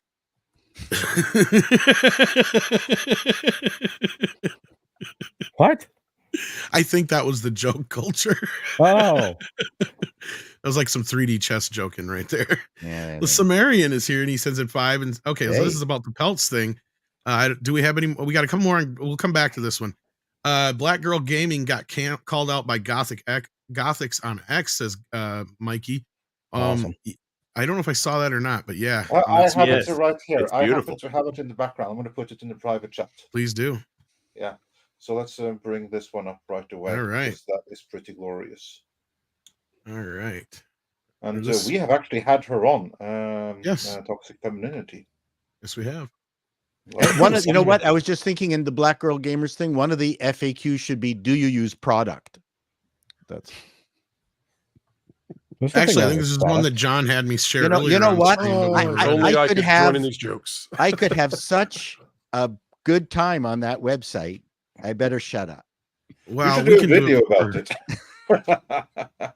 Okay, so we See, got now- as a former Black Girl Gamer member, I can Ah. confidently say these people are full of crap. They do not care about diversity. They promptly kicked me out after being anti-black. Oh, kicked me out for being anti-black, sorry. AKA not making an idol out of my skin color and refusing to hate white people. Yeah. Wow. I thought we were all supposed to be using the Y when we say white people. What was it? White people. White people? Like Quill, wheat, and cool. The YT. But let us move on from because I want to talk some Disney as well. While we have all of the Yes, Disney because we stuff. were losing Pro here soon. And on that note, Lasumerian sent in the 5 and said, Peltz is Entertainment World's AFD. All parties will come together to hold him out, refuse to work with him. Yeah, well, that's kind of part of the news here. There's all sorts of news surrounding Disney right now between Peltz, a lawsuit with the old Reedy Creek situation, and some other things. So where did you want to start with this, Andre? While we only got Pro for a few more minutes here, I think at best. Bro, we only have you for a few minutes. Where do you want to start? Well, so follow my lead. Here we go, folks. Over the last year or more, there have been so many Disney vloggers, bloggers, pixie dusters, heavy dosage magic sniffers, and they all have said that Florida was so stupid, the Sunshine State was under a tremendous shadow because they had gone against the great and almighty mouse messiah that is Bob Iger. Well, guess what, folks? The 90% out there of the Disney vloggers, bloggers, and shills, they were wrong. And Disney now agrees with Andrew of Legal Mindset. Disney now agrees with Valiant Renegade. Disney now agrees with That Park Place, Midnight's Edge, and your pal Pro. And why? Well, because they also agree that they're not going to try to enforce those stupid 11th hour HOA rules they tried to apply to the entirety of Walt Disney World Resort in an effort to turn a homeowners association into a government powers affiliation. So what does it all mean? Well, Andrew of Legal Mindset said that the Walt Disney Company was faced with $1 trillion Wow. mistake. And how is it $1 trillion mistake? It's $1 trillion mistake because Disney decided, and remember this was part of the shadow campaign that they wanted to use to get Bob Iger back and Bob Chapek out. That worked, but here's the cost of it. They decided they wanted to weigh in and take an official stance and then fight for the state-sponsored curriculum of children's bedroom issues all across the state of Florida in pre-Ks, kindergartens, first grade, second grade, third grade, and Florida said no. Then their lackeys in the media decided to use propaganda terms such as "don't say gay" to label that inappropriately in a way that misled folks into what the actual legislation was, which was to say we're not going to teach as official curriculum sexual issues to kiddos. So Disney decided to weigh in on that. And of course, that was all precipitated by Bob Iger deciding to get into the situation at a time when we didn't even know that Bob Iger was still on as a consultant, but he was subordinating Bob Chapek, and thus the protests began and all of the stuff. Well, the $1 trillion mark comes in because Disney was experiencing in Disney World, which, by the way, is the only property in the world like it, and you cannot replace it and you cannot move it, right? It's the size of Manhattan, essentially. It's 40 square miles. Disney had been enjoying for 40 to 50 years, 50 years actually, enjoying the good graces of Florida politicians looking the other way, because Walt had gone into Florida and had used the forthcoming Epcot, Experimental Prototype City of Tomorrow, as a means by which to gain government powers through a special district. And then when Walt died, Disney decided that building cities is hard. So they didn't. They built theme parks instead, but they still enjoyed government powers, such as even going to the point of being able to build and own and operate their own nuclear reactor. Special districts don't get that kind of power. Disney had their own Vatican City in Central Florida, and they had enjoyed that. And it came with tremendous benefits, amazing benefits. And then now we find out that maybe during that time, perhaps there were things going on there of a very shady nature that Disney would like to not get out.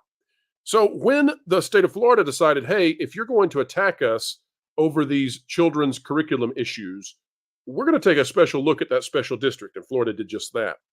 Disney then lost their special district, and it was replaced with a new one that was no longer controlled essentially by Disney, which meant Disney no longer controlled its own government.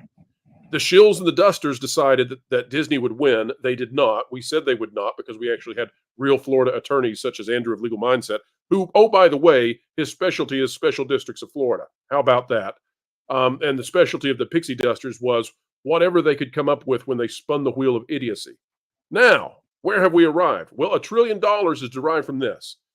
For the next 100 years and beyond, so long as Disney World exists, it will no longer enjoy having no impact fees, no impact taxes.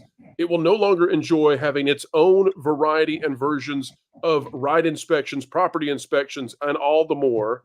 It will no longer enjoy so many things that separated it from every other company in the state of Florida.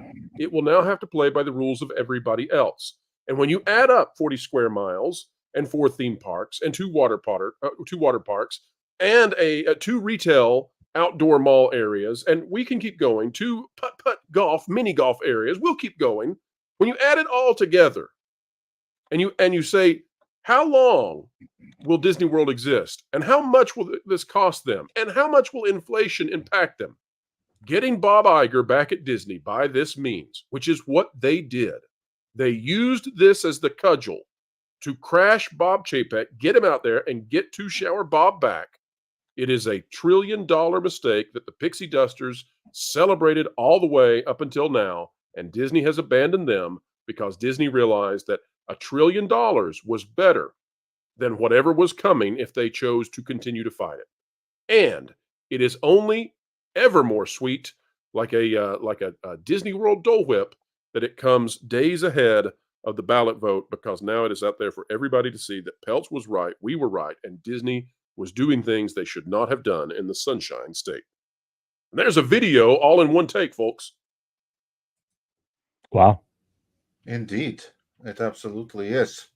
And illustrating this, the Hollywood Reporter even has an article that came out today titled, Bob Iger's Invincible Era is Over. Wow. So that's him losing some industry support right there. $1 trillion will do that. Yeah. But I don't see many in the industry accepting that yet, just realizing just how badly Bob Iger has screwed the company. I think the entertainment media complex has been extremely Iger-friendly, and they are still, because they're not calling him out on this. It is his actions that did this.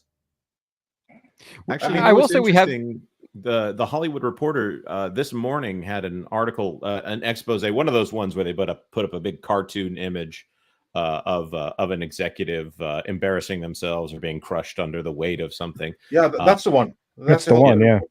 Yeah. Yeah. Alex Weprin is talking about how Bob Iger is no longer invincible. I went through that this morning. We haven't done a video on it yet, me and Vash over on that Park Place, but I have to think that if Hollywood Reporter has finally admitted that maybe Bob Iger is not the savior that he was meant to be, and I've seen other articles from this specific author that I would just opinion-wise describe as in the tank for Walt Disney. I'd say that's a big change. I wonder I wonder if something is going on over there where they see the writing on the wall here. I will say I think we have seen a little bit of a shift from the kind of access media. I think we saw that last year with the CNBC interview.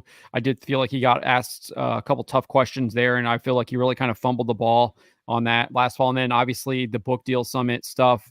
I think he kind of asked some like interesting questions there as well. And I don't think he did a really good job answering those questions. So I do feel like the media has kind of shifted, and it was kind of over the last year, really kind of with Nelson Peltz kind of bearing down and hinting that proxy fight was coming, and then obviously launching the proxy fight. So I do feel like we have seen this. Obviously, the Hollywood Reporter is kind of way behind, as Pro pointed out. We've been covering this stuff. You guys have been covering this stuff here at Midnight's Edge for a couple of years now, way before that they've been doing it. But I do feel like it has kind of shifted a little bit, beginning with kind of that CNBC interview Iger did last summer. I think it feel like it was at the end of summer, around August, July, around there. Yeah, I would agree with you, and that's where I deviated in my opinion of Bob Iger. I used to describe him as a master communicator, and it is, again, as described in this Hollywood Reporter article, persuasion is his superpower. But he walked back most of the new things that he said from that interview with David Faber. David Faber likes to look like he's disagreeable and likes to look like he doesn't believe anything that's being said. Well, Bob Iger, in this summit, which has all of these investors and all of these large media companies here, said, I'm not single yet, but things are pretty rocky here at ABC and ESPN and all of that. So I don't know, we might be selling, we might be up on the market sometime soon. Of course, he walked that back when he ended up at the New York Times Deal Book Summit. That we've covered extensively on That Park Place and WDW Pro. But that was the moment where I've never seen Bob Iger step in it that hard on someone else's turf. The annual shareholders meeting would be when he did it on his own turf. So, yeah. I feel like, what was the last thing that he did? He did some like Morgan Stanley interview or something like that. The communications thing, yeah. And obviously that was like so different, because I feel like even Iger realized that it wasn't working with the CNBC and at the Deal Book Summit, and it was very controlled. I feel like all those questions were very like planned out ahead of time and everything like that. It felt like he was the one kind of controlling that conversation, but because of the missteps that he made, and the media was actually kind of had shifted, the winds had shifted, right? The tides had shifted a little bit against him. Oh yeah. To the point where the next time they did an employee town hall, there was no town hall portion. The employees were invited there or arrived digitally or whatever you want to call that. And Bob Iger took 0 questions of any kind. He had all the department heads there, all of the studio heads and all of the different divisions, 0 questions whatsoever. And then he went off to do the New York Times interview that we ripped apart. And what have we heard, guys? I mean, there's been some question about how this next shareholders meeting is going to operate, because they have put out ambiguous language regarding, pre-registering and inserting your question. So I think they'll take some live questions, but it might not be, and we also don't know the percentage of questions that will have been utterly pre-screened. And if they don't, I mean, to me, that's kind of glaring, isn't it? I mean, just about anybody. I think Mexican Iron Man was noting this. They're like requesting like pre-submission of questions now, and they've changed a lot of the procedures that they had done in the past. And he felt like he missed out from last year to get his question in, because he was streaming with Valiant last year. But he was saying that they've changed a lot of their procedures for this year. I'm not surprised, because last year, when the floor was open to the actual Disney shareholders, the private ones or the retail ones, it was a bloodbath. And Bob Iger was sucker punched time and again. And the recurring theme was that people attacked the diversity, equity, and inclusion both on screen and in the parks. And it was pointed out to Iger live in front of an audience how this was killing the parks and it was killing the Disney brands. And all he could do was to try to deflect and defend what they were doing, which clearly wasn't working. He's not going to have a repeat of that again if he can help it. I mean, we've all been looking forward to Iger essentially being mobbed by his own retail shareholders. But he's been anticipating that too, and is going to do everything in his power to prevent it. So I'm not surprised if they do things to make sure that doesn't happen. Filter the questions and everything like that, of course. I mean, this is a company, they are into stakeholder capitalism, not shareholder capitalism. That's what this whole thing is ultimately about with Nelson Peltz. Nelson Peltz wants to create transparency for the shareholders. As it is right now, there is none, because Disney's board protects Iger from the shareholders, enabling him to do stakeholder capitalism, which is why all the big institutional people are so gung-ho about supporting Iger and keeping Peltz out, because they want stakeholder capitalism. All true. Yeah, I mean, Jonas even shared, we just got an article up on thatparkplace.com. Jonas pointed this out to me yesterday. The response that the Walt Disney Company did on their votedisney.com website to Nelson Peltz, basically questioning Kevin Feige's leadership of Marvel Studios. And he was like, well, I don't think we should be pushing messages in our Marvel films. Why can't we just entertain? And that argument is something that we've seen Bob Iger make at the DealBook Summit, which was just last year. We saw Kevin Feige make that argument in an interview in January 2023. And in their response to Iger, they're like, imagine the kind of damage this guy will do with this perspective. And it's like, you have two guys who are literally running those companies that have that, seemingly say they have that same perspective. And we see the damage that they're doing. It's like, yeah. Unfortunately, we are losing WDW Pro. I know that you have limited time, so I sorry to interrupt, but I just have to do that. WDW Pro, thanks for joining us today, and of course we stand by you. And where can people find you? Is there any stream, any video, anything like that people need to check out in particular? Well, 3:30 p.m. Eastern Time should be a lot of fun on the WDW Pro channel, because I'm going to be covering the Disney World news. There's all kinds of stuff breaking. I thought I was going to be covering X-Men 97, the third episode. That has been scuttled, I would say. That's about 10th down on the old totem pole of important stories. But yeah, check me out there. Also, the Patreon, where I can talk about things that are much spicier than anywhere else that I can put those things. It's patreon.com/WDW Pro. And I'm looking forward to That Park Place live tomorrow. Of course, folks, I'll do the normal spiel. Noon Eastern is your place. Monday, Wednesday, and Friday to be at Midnight's Edge. Tuesdays, it's the Pro Show Live. And Thursdays, That Park Place Live. And it's a joy to be here, Andre. Thank you for having created a channel such as this, and for being such an excellent friend, off-screen, off-camera. Beyond what the audience sees, you and Tom are legitimately moving culture in a positive direction, and people can know that they can count on you. So thank you. Get a room. Say, love you, Paul. Later. We are not gay ghosts, Paul. Jesus. No, that's in the new Ghostbusters movie. Oh, you didn't even have to say it. We already got the joke. Yeah. I'm sorry. I was just reinforcing your joke, Tom. But anyway, carrying on. Yeah, John, I hated to interrupt you during your thoughts there, but I had to cue him up. Yeah, as you were saying, Peltz recently called out not Iger, but Kevin Feige in particular, and the response was interesting. So feel free to carry on from where you left off. Yeah, basically, like I said, Peltz basically said, like, people go to the movie theaters to be entertained. They don't want to sit there for a message. And we've seen Kevin Feige say that in January 2023. We've seen Bob Iger say that at the DealBook Summit. And then Disney's like, well, look at this. Look what he said. It's so objectionable. Look, imagine what kind of damage he would do to the company if he had a seat on the board. And it's like, what? Like, your own people have already said this. Like, what are you even talking about? So I just found that just highly funny and hilarious, because the people over there, it just reinforces my opinion that the people running that company are really stupid. So I'm desperate. When Eisner threw his lot in with Iger, I was reading that was fait accompli. Peltz and the other fellow, whose name escapes me, Rasulo.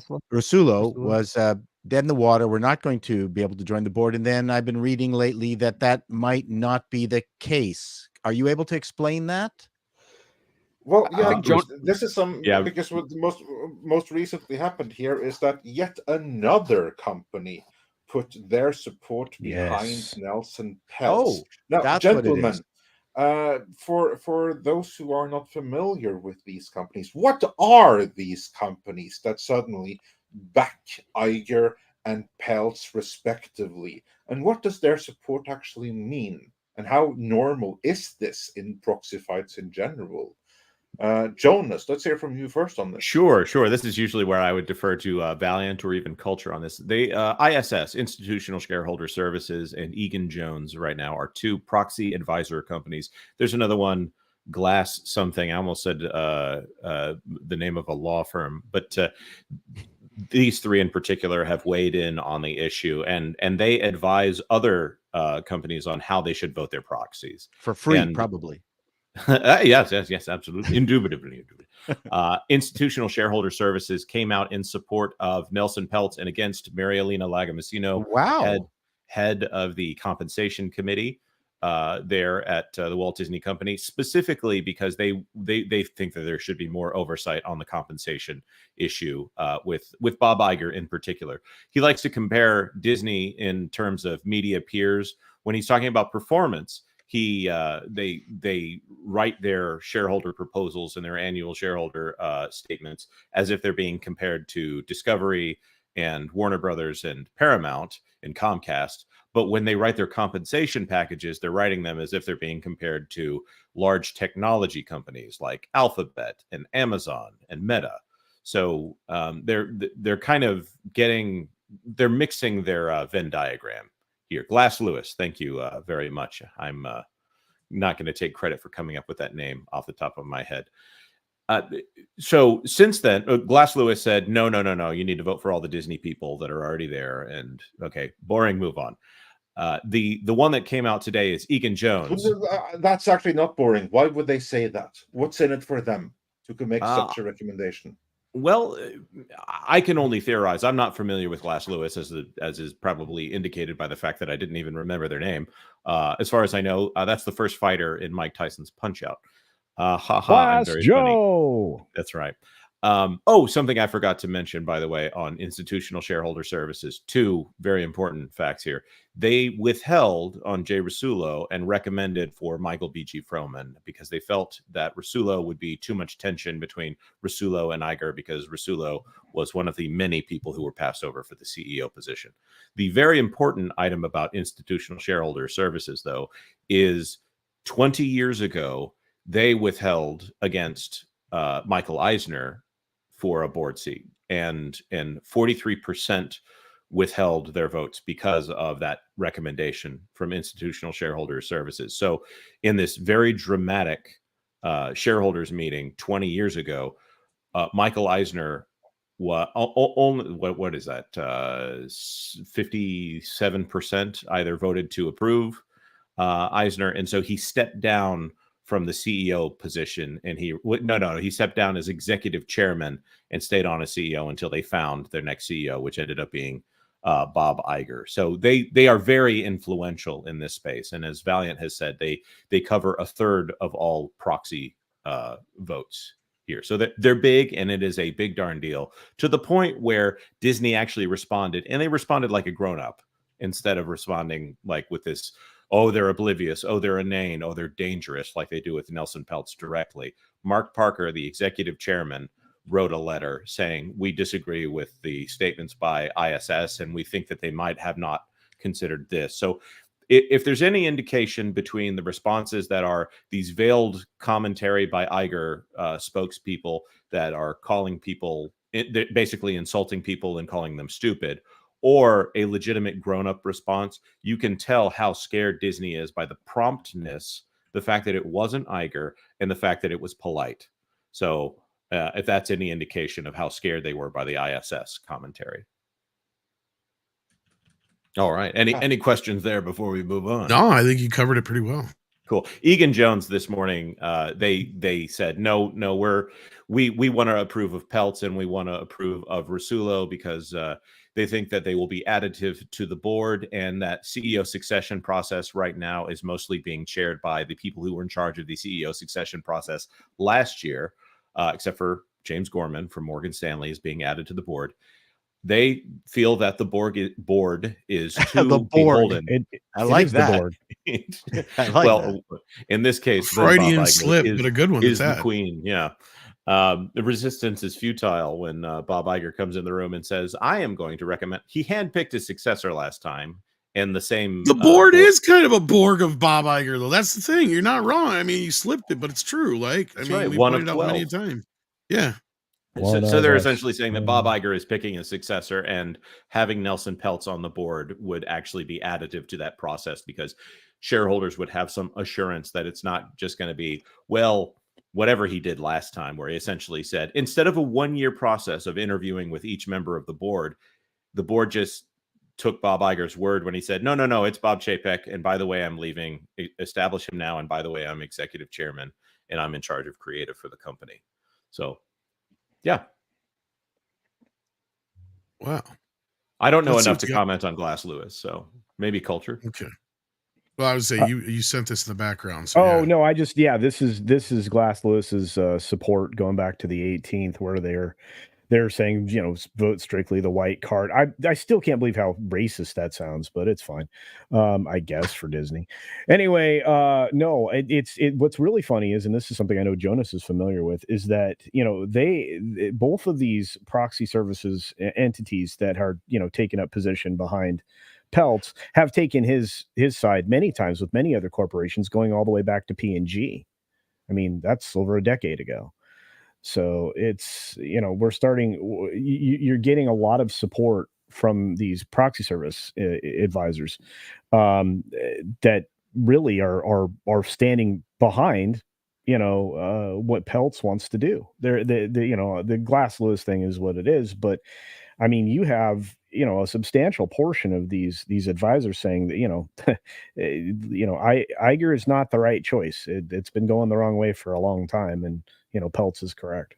So, and I'll also add that a lot of Disney statements have been as if Peltz is going to come in and fire Iger. There's no need to fire a person who is supposed to be leaving within 2 years. right. So this kind of is telling, and the fact that no one is directly responding to this issue. I think that I'm going to go out on a limb here and say that I think maybe Bob Iger might get renewed before 2026. Maybe I'm crazy. Yeah, I was about to say. Yeah, that's a very heavy assumption. I know that on paper, I agree with you. That's kind of like why they're saying, why their focus is on succession rather than getting rid of Iger, because he's supposed to only be there for 2 more years. But he was supposed to have been gone a long time ago, and I think that they're going to have to drag him out of Disney, kicking and screaming. Yes. Agreed. He's been there for 20 years, which is how long Michael Eisner was there. And after a certain point, I think that these CEOs are, maybe they've lived their usefulness in the period that they did, and they need to move on and let their legacy be their legacy. And maybe they should have. It was so bad with Bob Chapek that we actually assumed that he might have been a hatchet man working for Bob Iger in order to prepare the way for someone else to be more popular. And right now they're considering the four candidates that they're considering, and this has been somewhat confirmed by SEC filings, specifically that Mark Parker one, is that they're looking for internal candidates first from their division heads, which means Alan Bergman, Dana Walden, Jimmy Pitaro, definitely not a good idea, and what's the other one? Josh D'Amaro, which is like if you have the smile of Bob Iger and none of the political tact. Yeah. You all you have is the smile, but no charisma. It's odd. He also doesn't have much leadership. I mean, everything he's led has failed in terms of the parks. So it's a real shame. He seemed like a rising talent, but he really is he's a stuffed shirt. So then it's either Bergman or Walden. Walden has a distinct advantage in that she is diverse according to Disney's checkbox mentality. But Bergman was doing pretty good as the head of the studio there before Walden was his co-chair. I don't know. No one there has presided over success for quite a few years now. Well, I think that's Walden is by all accounts a card-carrying SJW, though we have heard mixed things. Well, and again, it doesn't help that Dana Walden's pedigree is, what happened when she was, running ABC and passing on pilots because they weren't woke enough, and her positive discrimination tax. Exactly. She's also got a terrible background in some of the things that she's been involved in some organizations she's a part of. So not great, Bob. Tommy, you were saying? No, it's fine. It doesn't matter now. We'll just keep moving on with some super chats here. What you guys are saying in the chat, anyway. This is the one that actually got us on the subject, but we'll read it again. Lissa Marion sends in 5 and says, Peltz is the entertainment world's AFD. All the parties will come together to hold him out, refuse to work with him. Yeah. They're trying anyway. And I was going to bring up earlier, actually, where I thought it was kind of a stupid move while you guys were talking about Bob Iger being gone. This is where I thought it was a stupid move for Peltz to back off on Iger. Like, I was like, why are you even saying anything like that? I mean, he may have gone after Feige, and I'm not sure what exactly y'all said because you guys were going to get into that. Oh, he just said he was questioning his record. That is literally the entirety of what he questioned with. Because otherwise, him saying, "Well, I'm not against Bob Iger, and I don't want to see Bob Iger fired," and all that whole thing to me came off like a weird. It's like, dude, you are so deep into this war now. Who gives a shit? You're fighting for Disney's soul at this point. Who do you think is the core problem here? Right, and I'm not disagreeing with you, but I'll add this context. Nelson Peltz does not go in and fire CEOs when he wins these proxy fights. He generally works with those CEOs and then later gets an endorsement from them, which is kind of hilarious from just a human perspective. I don't think that he'll ever get that endorsement from Bob Iger because of just the way that he is. I don't think that displacing Iger is the move. Again, because he's supposed to be leaving, and 2, it's just not how Peltz operates on these. And I think he wants to maintain that he's not that kind of a disruptor. He's not a guy who breaks glass, as he likes to refer to it. And in the comments from the Financial Times article, which is unfortunately now behind a paywall, were pretty casual. It was like a dinner interview with a girl from the Financial Times. It was actually casual and pretty humanizing for Peltz. But of course, the only headlines that survive out of that is, why does it have to be an all-black cast? As opposed to some guy saying, I don't understand. Why does it have to be an all-black cast? Reading tone into that pretty much decides how bad of a statement that is. Well, and that's another thing I pointed out is like he would have been better off going, you did the Black Panther 2 without Black Panther, and it failed. You did a Marvels after you did the first movie, did so much right in between all these other movies, and then now it was, did he make $200 million? He'd have made better points with that. It's like you're killing not only superhero or Marvel universe, but superhero movies in general. He should have brought up, which has basically been the most lucrative, surefire thing that Hollywood has had forever, and they screwed it up.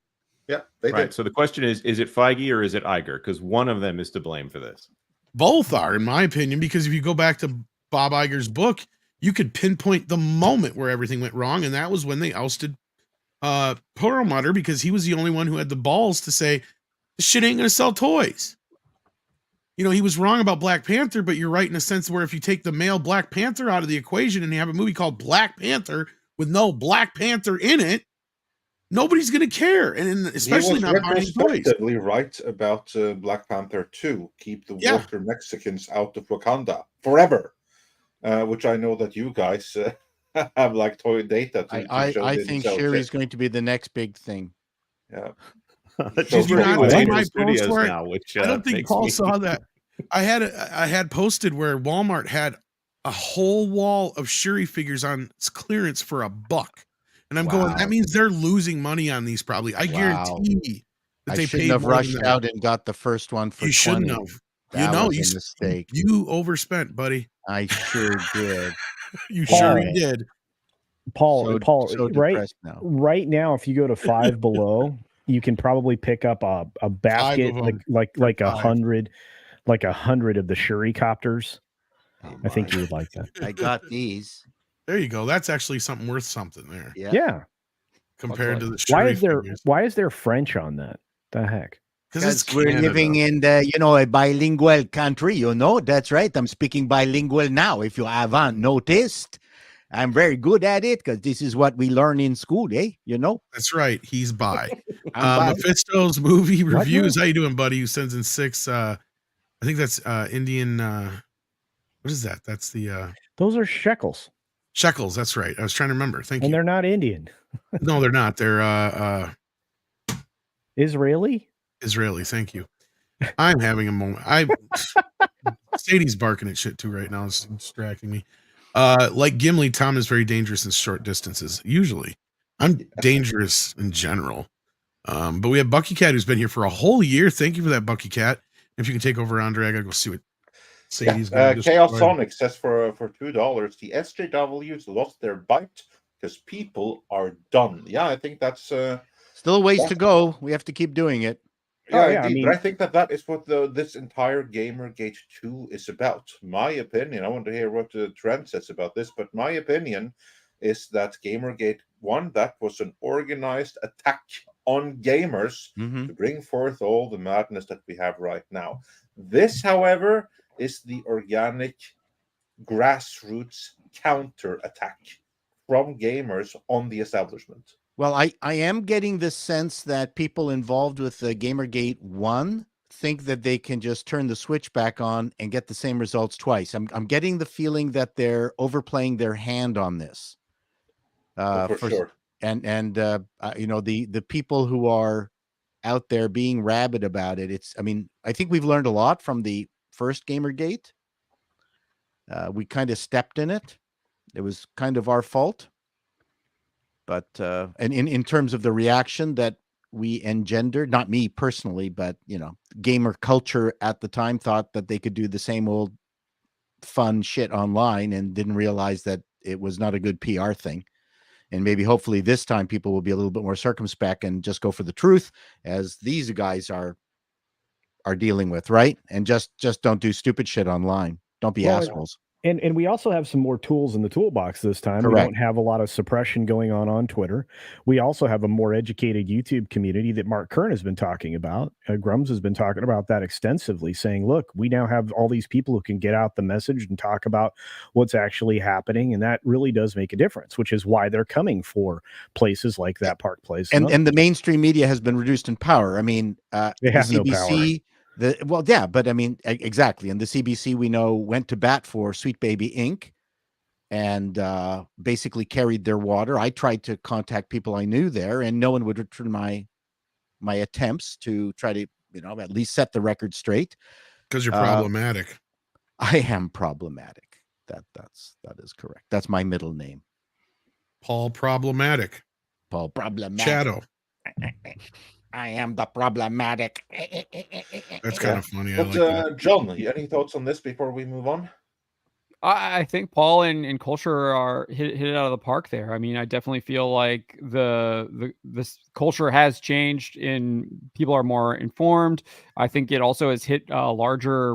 There's a larger audience, right? I feel like Gamergate was a lot smaller, and I already feel like it's way bigger now than it was before then. Like I said, they're closing in on 350,000 people just on the Sweet Baby Inc. Detected Steam curator list. That doesn't include people who are aware of it, know what's going on, and just haven't even subscribed to the list. So who knows how many people are actually really in favor of that stuff, but maybe they don't use Steam. Maybe they're a PlayStation gamer or Xbox, or they just play Switch. They don't play PC. They're just Steam.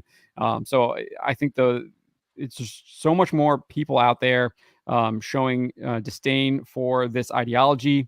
And what it has done, and they've seen the results of what it has done too. I mean, we've seen all of this stuff, not just in video games, but in movies, television shows. Again, you guys have been talking about this for years. We've been talking about this for years. We've seen what it does to Marvel. I mean, Tom was just talking about how Bob Iger ruined the entire superhero genre for films. And so gamers aren't just gamers too, right? They probably watch some of these movies. They've seen a lot of this stuff, and they're really very well aware of what has been happening and what is going on. The one thing that I do see is, like, obviously we see this at Disney. A lot of these people are institutionalized, and we see this. These consultant groups are obviously working with a lot of the software developers. You see a lot of these developers coming out and defending them. I think we saw a lot of people from Insomniac talking about that. One of the women was who's working on the upcoming Marvel's Wolverine game, obviously was defending Sweet Baby Inc. So that is obviously a battle that is going to be fought. I'm not sure exactly how that battle will be won. Obviously, I think it's being waged right now. But I think you're going to either see, like, these companies are going to go under, like we're seeing with Volition, like Culture was talking about with Saints Row, like we saw with Luminous with Forspoken. So you're going to see a lot of these people, like, just kind of, the studios are going to be shut down. People are going to be unemployed. We're seeing, like, massive amounts of layoffs. So obviously some of these people are probably already just getting laid off because the games just aren't making enough money. They're failing, they're flopping. And then I do think that there is pressure being applied for, if these studios do indeed employ these people, like, gamers would be like, we're not buying your product. Just that's all we're saying. Like, we see this, not buying it, walking away. And that's, like, if they want to keep selling, if they want to stay in business, they need to sell games, right? I mean, these, like, companies like Embracer Group are not afraid to shut down video game studios that just don't perform. I mean, that's what they did with Volition. So I do feel like there are multiple angles to attack this. We're seeing some of them, and there'll probably be some ones that I'm just not seeing right now that will come up in the future as well. Yeah, and Unpacking Proton says with $5, this is Gamergate. Is the DLC content of the first one. Yeah. Yeah, that's true. Well, and here's the thing, and I don't know what Paul was getting at with the original Gamergate. My understanding from a nerd who's not much of a gamer, on the outside of my observation of what Gamergate was, it basically started from somebody sleeping with somebody to get a good review, and then when people pointed it out, they got called misogynists or whatever. Isn't that kind of how it started? Yeah, that's it's how like, it well, wait a started. minute. That doesn't change the fact that you slept with somebody for good reviews, does it?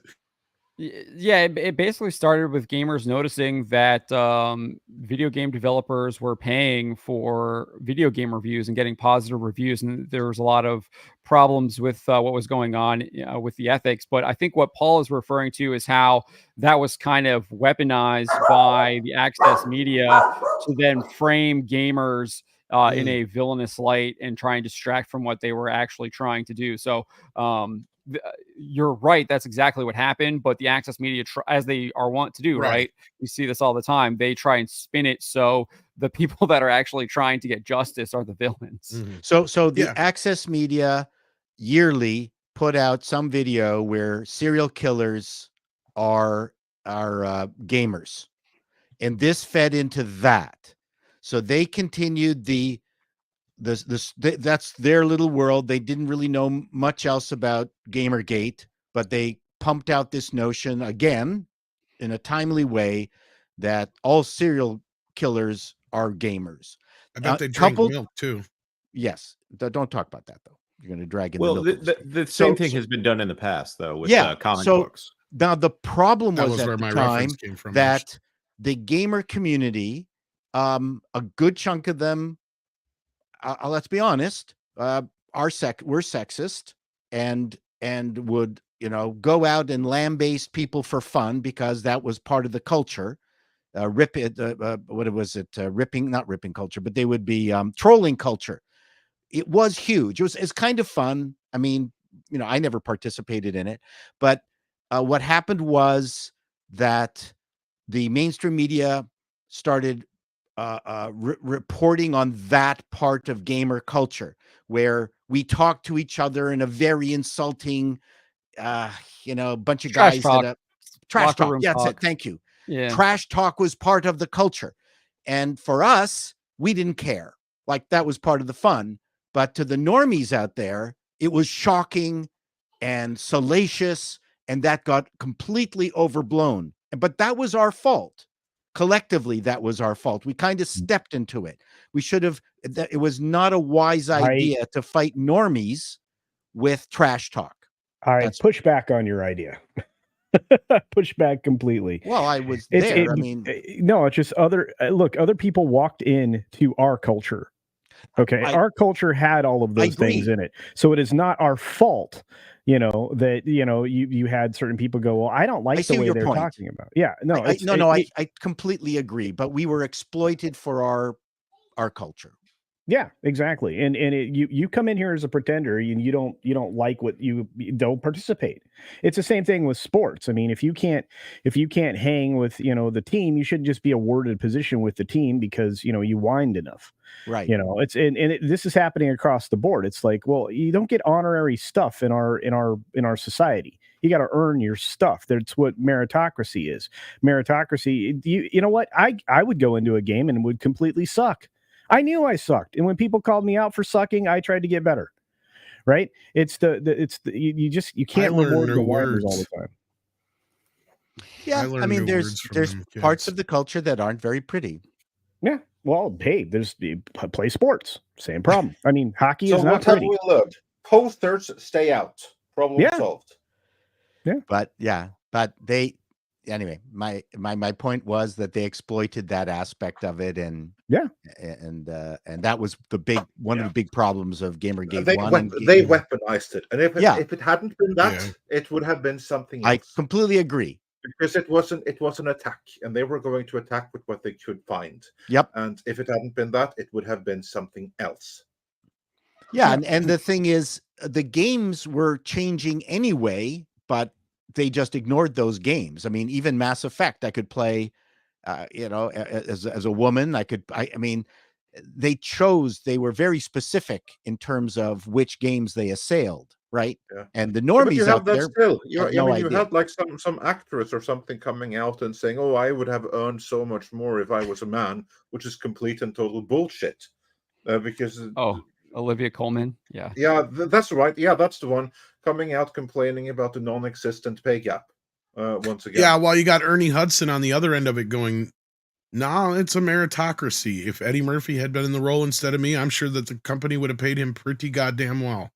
Like he knew very well, and the movie would have been very different, right? So it's it's a matter of meritocracy and not color of skin. It's bullshit. Exactly, but it's a matter of selective arguments and that too. Even bringing back older battles that already have been won and pretending that they haven't, and creating problems where there are none to reach another end and to distract the pleb. That's kind of like what's going on, and that's fundamentally what Gamergate 1 was. That was an organized attack on gamers, and they just latched onto this one thing that you correctly identified, Paul, but culture is right as well.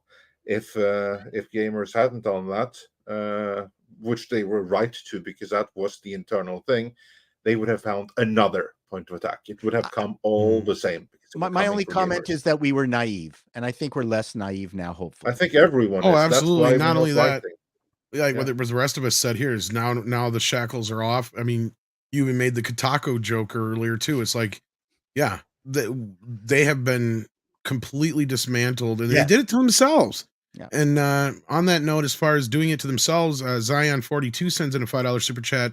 This is on the Black Girl Gamers business.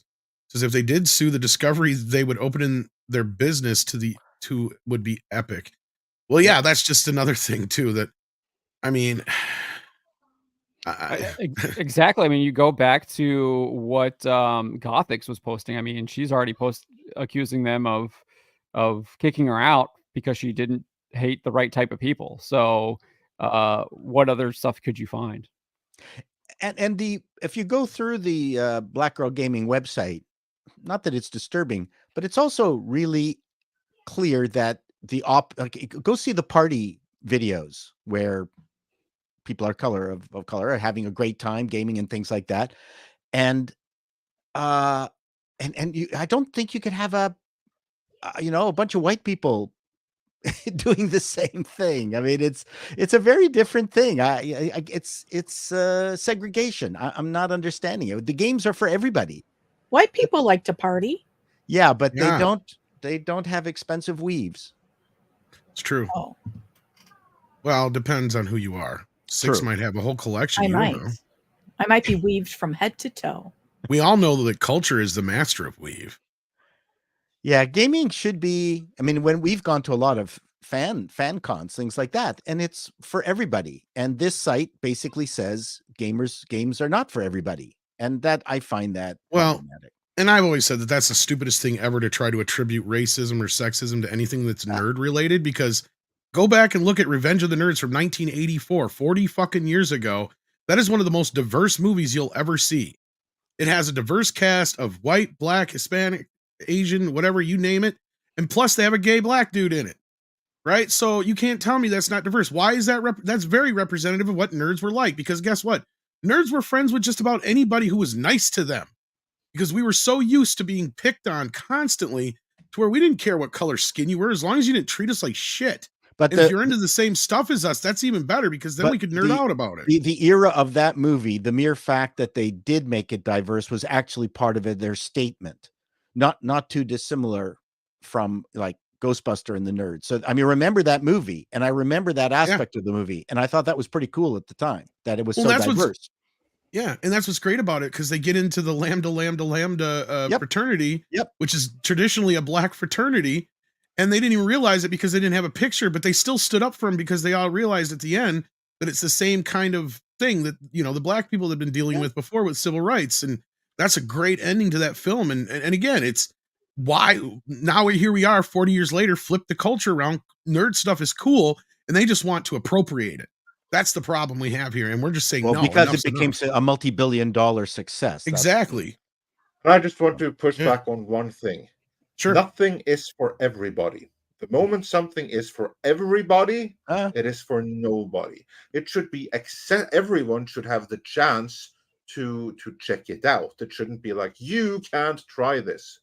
You may not like it, but you may try it. Well, one thing I'll push back on that there is, if something is for everyone, you have a higher chance at making $1 billion selling it, but you may not be able to make hard statements about niche segments of the world. You have to really generalize in order to make big money. And that's what Disney used to be real good at, actually, Jonas.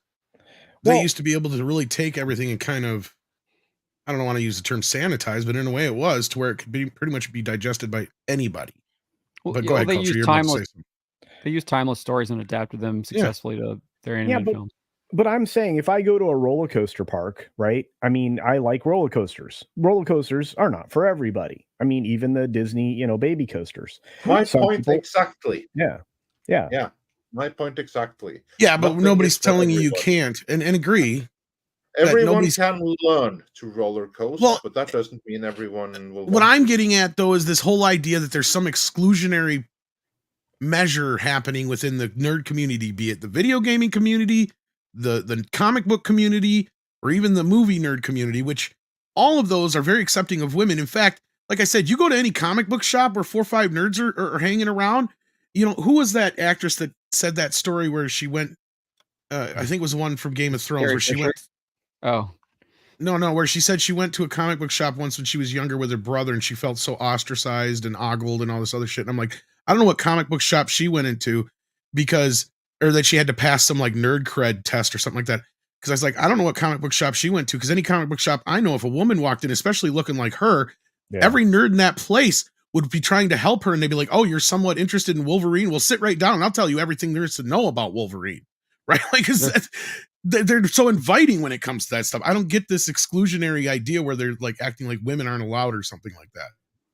Yeah. Chat says it's Amelia Clark. It was Amelia Clark. Was it Amelia Clark? That's what I thought. Okay, it was one of those guys. Well, there's this also notion which they've got on their site where keeping black women gamers safe online. I don't know what that means. I hate that term, safety.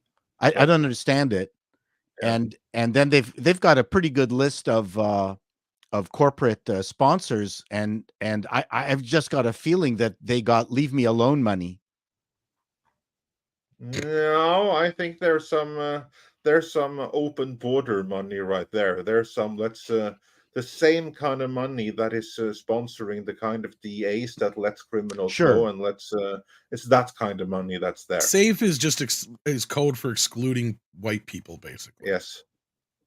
That's what. That's how this whole thing began. Allegedly, they have done. Yeah. Where? Well, Danny Lalanders who go ahead. she well, if you pull that up, the Daniela Launders, who's now working for Cliffhanger Games, which is owned by, I think it's owned by Electronic Arts. She actually did admit to basically not hiring white people because she didn't want them to be microaggressing her other. Oh, that, yeah, we employees. know that video. Yeah, Yeah, that's famous now. I think she's tried to backtrack on that.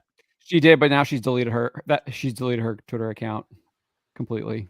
So it didn't work. I checked it yesterday. It's gone. Yeah, and FOQ says for $10, it's almost as if these companies hired people for their immutable characteristics and identity instead of merit and intellect. Yeah, And we that's are right. about to lose a couple of more panelists here, but before we do, I want to get into this one because I think that can be fun for a couple of minutes here. Kelechi Oki says for $5, as someone who's been under a rock for the last 24 hours, can someone briefly explain the P Diddy situation? What happened?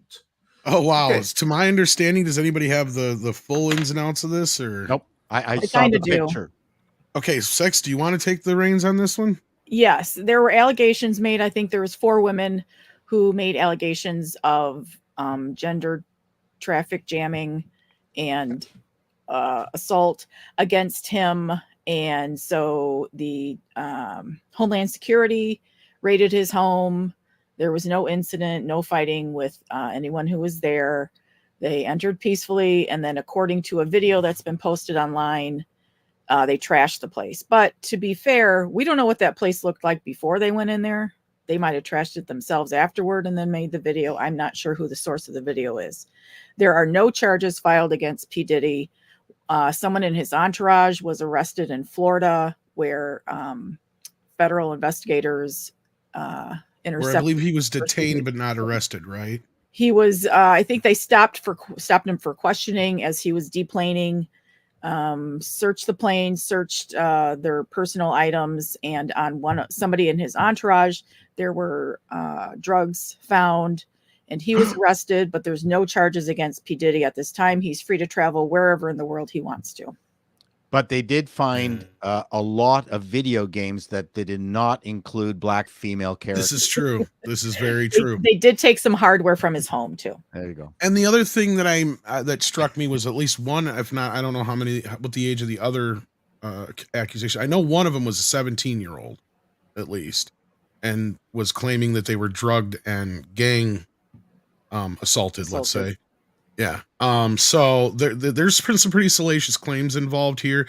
Now the media, you got to blame, I guess, TMZ and some of the other outlets for making it look like P Diddy Diddler, or whatever you want to call him now. That's kind of the name I called him. Is making a run for the border, basically. But as far as we know, he's still in the country and not arrested at this time, is basically what you're saying then, Six. Yep. He's free to go wherever he wants.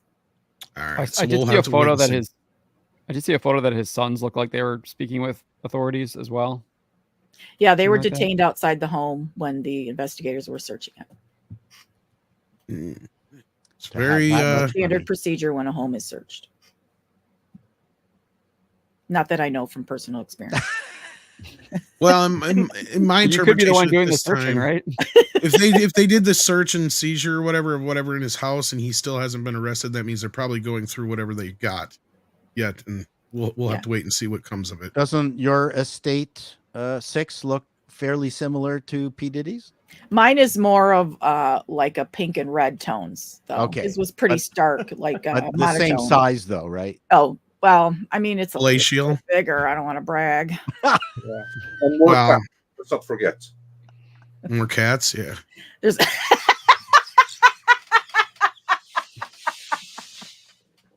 Well, you got to have a lot of That's room. not- There's- Cats I do like love- room. I love animals. Yes. Yes. But I know we're losing at least Jonas here, correct? And yes, Paul. sir. Yes, sir. And I'm Paul probably gonna, I'll probably And- It wa- and John. Yeah. And John. Yeah, So I- okay, so go ahead. No, I was just going to say I didn't think we were going to be threatened with a lawsuit yesterday, so kind of put some hiccup in the day there. You know how it is, of Right. course. Any chance we could here, get but- this one addressed by you, Jonas? Sure. Bucky Cat says with $5 with a settlement, how does this affect the upcoming board vote? That's a good question. Well, I don't know how it affects the upcoming board vote. If someone were issuing their proxies to Nelson Peltz based off of this specific issue, what I think they're probably going to do is they're probably going to announce a big land expansion or something like that at Walt Disney World or Disneyland or something like that. They've been making they've been working with government a lot to try to expand the parks. There's an Animal Kingdom expansion that they've already built a construction umbilicus for. I love that word. And they're working on Disneyland Forward out there in California. So it seems like the U.S. parks might actually be getting some expansions. They've been neglected, and having this SIFTOD situation behind them is probably good. One, because they were going to lose it anyways. And two, now they are free to actually work with the government and announce things and be positive before they have to answer to shareholders, some of whom might be DeSantis supporters, just maybe. So, All right. And then for Paul, we got this one from Imaginary Numbers, says with €2. Paul, evil cannot create it can only corrupt. What were you going to say, John? I'm sorry. I was going to say we haven't seen anything from Peltz yet either, reacting to the settlement. well, you know, I will say, at least for Peltz's credit, the word woke has never come up, and the DeSantis lawsuit did not enter into any of his discussions, even though I would imagine a guy like Peltz could probably ring up Ron DeSantis and he would answer. So an answer the woke to could come up in that Financial Times interview. I mean, I don't know if he said it, but it was implied that he was talking about it. Like right, but that 133-page white paper. Sorry, you are correct. That did come up there. But in all of his indictments of Bob Iger and the board right now, for financial reasons, they all stand outside of the DeSantis issue. The closest they came to that was the indication that Disney had diminished in they'd become one of the most toxic brands out there. But I'm really jealous of that Godzilla that Paul has on his shoulder. So imaginary. Well, and I'm numbers, just over 24 hours from. So imaginary numbers here says Godzilla. Paul, evil cannot create; it can only corrupt, but it can throw a really good party. It can. This is true. It'll That's take you not to the an first time island you've and told film that you and joke, but it everything. got me So good. yeah. And I don't necessarily see any more specifically for any specific individuals on the panel. So And I Andre should and I just mention for all you comedy writers out there, that is a Woody Allen structure. He's almost a dirty word anymore. Yeah. My favorite Woody Allen was, I usually go for more athletic men. I'll try to do a few push-ups before I come over. I like it when he had the car accident and the guy came up to me and said, "Go forth and multiply." I use that one all the time. Yeah. All right. Well, Thank if you so anybody much has for a having me. crisis of faith on Woody, just watch that supposed damning thing on HBO Max from like what, 2 years ago now almost. After watching that, I question more than anything. I'm like, I just think Mia Farrow's fucking crazy and making this shit up. Yeah, that show actually seemed to absolve him. That's what I was like. I don't know what they're meaning to do here, but I'm starting to think Mia's crazy and she made her kids crazy on top of it all. Yeah. He married her daughter. Well, stepdaughter, and she was legal. Yeah, it was. It Because wasn't it's his legal daughter. It's not gross. No, but It wasn't his daughter. It wasn't his daughter. This is why we need community notes, because I was looking at that and the Finding Neverland response that came out recently. I was completely unaware of the Finding Neverland response video that basically blows holes in the entire thing. They had to reclassify that too. Because originally it was classified as a documentary. They had to take it down as a documentary and classify it as a entertainment or whatever piece. See, this makes me feel much better about keeping my Blu-ray copy of Midnight in Paris. So thank you for that.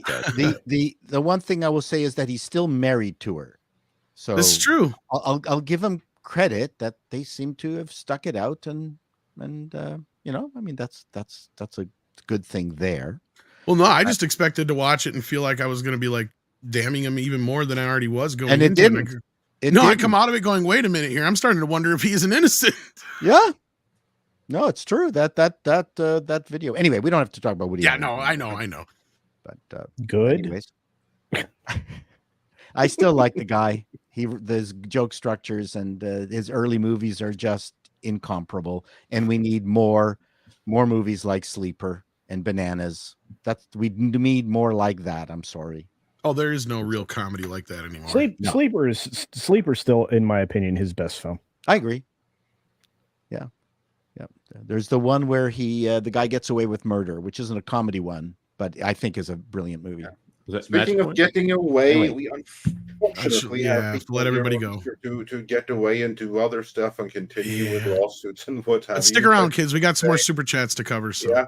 Jonas, thanks for hopping in. John, thanks for hopping in. Paul, thanks for hopping in. Feel free to plug anything that people need to check out. Jonas, what do you have coming? Well, tomorrow at noon, That Park Place Live has a live stream titled "They Are Threatening Legal Action Against Us," and I think we might be covering the lawsuit a little bit there. We were going to be talking about the new How to Train Your Dragon land expansion over there, because we're building up a little bit of an audience there as a theme park place. But by the way, John, I need to ask you, are you free tomorrow at noon? Let's talk about that after. But I think you probably need to be there, to allow us to have a struggle session on the live stream. I'll be there. Awesome.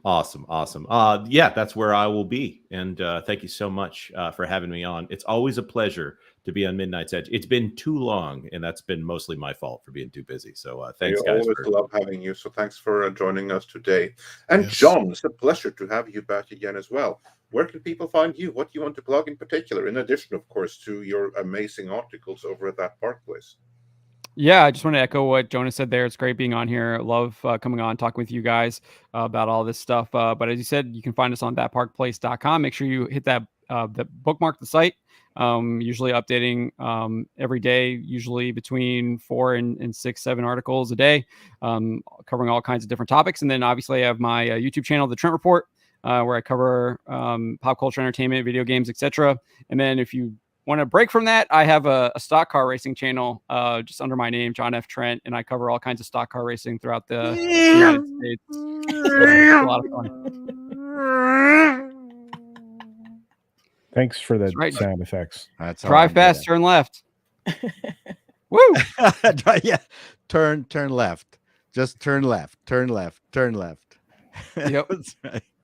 that would be annoying on your TomTom or your you got it on your phone. You mean your Well, GPS? Yeah, your GPS. If you're driving on yeah. dirt, you do have to turn right a little bit. And I do. Yeah. go to the Yeah. dirt. Yeah. Turn You left. yeah, you have to And figure then out how to turn slide. For left.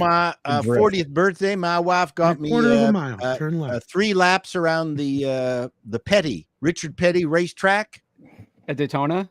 Daytona, and went out there with a good old boy. Had to sign my life away. They gave me a helmet, sprayed Lysol in it, put the helmet on, and then the guy just floored it and was heading for the concrete barrier at that turn. And I'm driving with my Prius, my Previa Toyota brain on. I'm going, you better turn, you fucker. You turn, like now, please, now, turn left. And finally, he just cranked it left. We were a foot away from the wall, slammed me to the right of the door. I could not pull myself away because of the centrifugal force. And we did 3 laps around like that.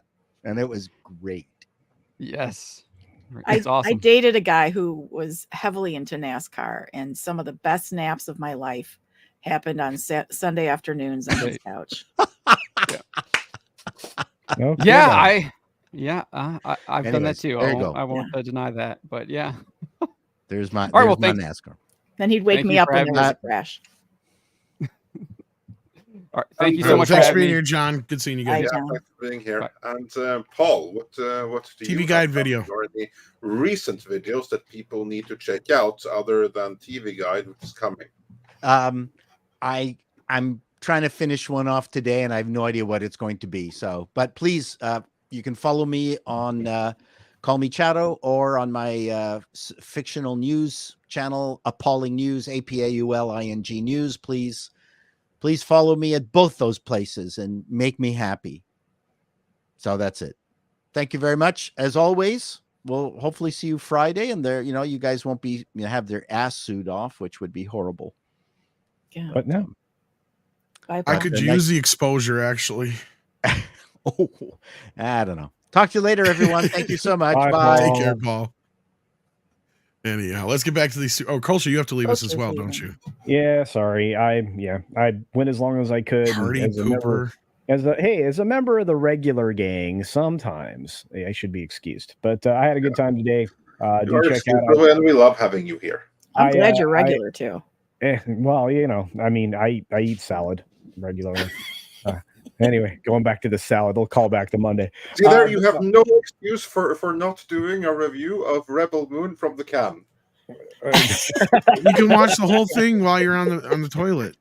Just watch it in 1.5 times speed. It'll just seem like a normal movie then. Yeah. I gotta go, you crazy people. I had so much fun. I already. That's the feature.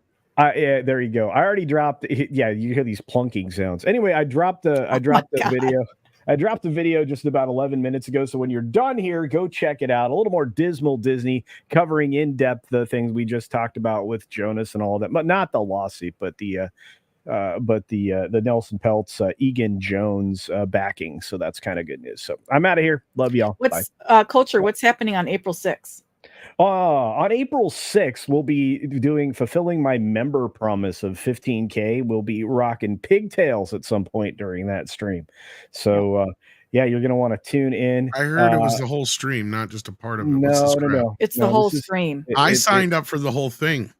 I didn't. No, you didn't. Yeah, anyway, I did. I got to go. I'll see you guys later. Bye. He's not getting out of this. Nope. Because that Pippi Longstocking wig is going to cost me a fortune. Jason Webster says, so for Dune Part 2 2024 has earned around 577 million worldwide in US dollars, and Ghostbusters has earned 64 million worldwide. Kung Fu Panda 4 has done very well with 275 million worldwide. Yeah, I mean, the box office is doing pretty well. It's almost back to normal. I mean, a little disappointing for Ghostbusters, but again, I think that's the fault of Sony for releasing it this year, or where they did in the year instead of later in this year. Yeah, they screwed that. They screwed it royally with the release date. Don't argue there. They'll get smoked this weekend. Because basically now you got Warner Brothers competing with themselves, and that's their own fault too. Legendary should have been smarter and been like, yeah, we should probably push Kong off just a little bit longer. Probably. Especially considering I'm sure they had a little early idea that Dune 2 was going to do better than a lot of people expected, but that's just me. Jason Webster sends in another 5 Australians. Says, so far, 5 top grossing films worldwide are Chinese. For 2024 are Chinese. YOLO with 480 million. Pegasus with 467. And Article 20 with 335. Although I think you should put an asterisk with Wonka, though, because I think Wonka made most of its money this year, correct? And also, was a Christmas release. If you take the Chinese box office out of the equation, how does that change things? Or here, not, it doesn't even matter, but I mean, they have a lot more. I mean, they have their own movie industry there, so that's. Yeah, I know, but China is practically a world of its own, isn't it? That's what I mean. That's what I'm getting at. Exactly. Yeah. So it has zero effect over here, is my point. Yeah. Like most of these movies, if they're Chinese movies, they haven't been released anywhere else either. So we're talking about the Chinese box office here, which is well on its way to compete with the domestic. Oh, absolutely. Yeah. Well, that's why it's still probably a big deal for them, even if they don't get much more than 10 to 20 cents on the dollar. Right? I mean, we understand. It's not like I didn't understand them going after the Chinese. These are Chinese movies, then of course there's much more in it for them. But it's oh, absolutely. But I was talking about Hollywood as far as their obsession years ago with it. Yeah. Dragon's Blade 79 has become a member. Thank you for that, Mr. Fizzy. I think is how you're supposed to say that. With $4.99 says sunlight is the best disinfectant. So I guess this is. So I guess it is. This makes more news. Your channels are going to skyrocket. Well, I hope so. But not, I don't hope for bad things to happen to anybody, but good news in general is good to have. I mean, what was that, 6? Except Kathleen Kennedy. I hope that's a different story. To her. I don't want bad things to happen to her, like, physically or anything like that. But I mean, if she loses her job at Lucasfilm, it's not like she's going to be hard up for cash. Right. It's not like she's going to be missed either. Yeah. Exactly. Like, and she can go make her own crappy movies like Milk Money. Go for it. Yeah. Ann Ivy is here and says in 499 says, I wonder if these people actually believe that blacks cannot legally discriminate. Oh yeah, they do. They do. But I absolutely believe that. She yeah. has a follow-up. Whoops. Sorry. That they can legally discriminate. Yeah. Yeah, we got what you meant. Thank you, Ann. Yeah. Thank you again for the $1.99 as well. Warachi sends in 5 and says, when you encounter heavy flack, you're over the target. Fire away, gentlemen. Tally ho. Also, Churchill is a great man. Screw the presentists. Yeah, basically the people that wants to cancel him because he was a horrible processist when he was one of the most important people in turning World War II around for the Allies. It's like with that bridge thing. Did you hear about that?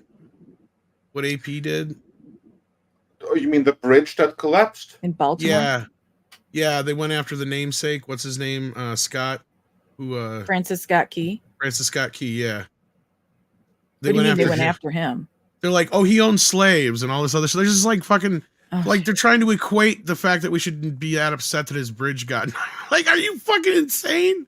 Yeah. It's got nothing to do with it. I know. And the people who were on it and died, they deserve to die because they were driving on that bridge with it. Well, I didn't say that necessarily, but they're just like, it was like this article was coming off in a way of like, why is this important now? What is the point of this? Are you trying to insinuate that it wasn't that big of a deal that we lost this bridge or what? I don't get the point of your article of why dragging up who this person was and if or they own slaves or not is even, to me, it's just like ridiculous. It is the stupidest thing ever. Right? Like, look, and I'm going to use this as an extreme just so people kind of understand the point. So don't get upset with this, Six. Please don't.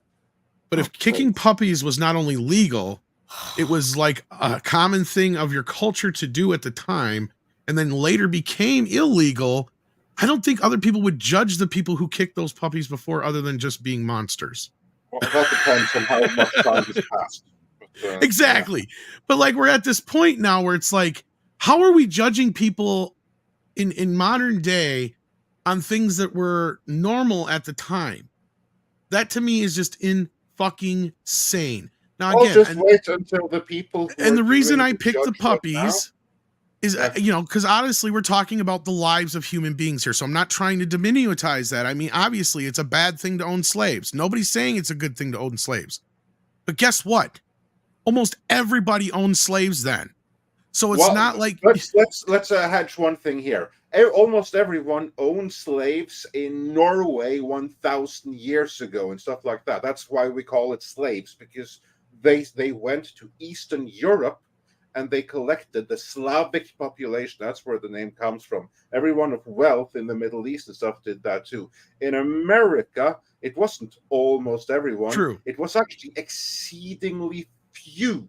It was generally just the wealthy, exactly. Yeah, it wasn't normal. It was the super wealthy. Like for instance, 90% of white people living in America today do not have any ancestors that own slaves, because they were poor white trash for 1,000 generations before. That's why they came. They never had any slaves.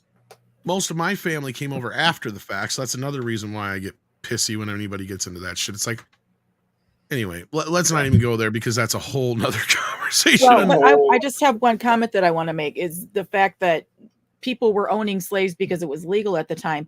That goes back to my point about Woody Allen. Just because something's legal doesn't mean it's not.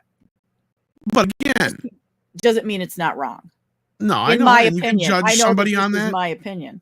And you honestly have every right in the world to feel the way you do about him, and nobody's going to fault you for that, right? Like that's the whole point. And that's the same thing here. But that's okay. Well, I mean, if somebody does personally, that's between them and you and whatever. But I'm saying, as far as like this whole F. Scott thing, like, why? Why is that even a point now, considering that has nothing and absolutely fucking nothing to do with the tragedy that happened?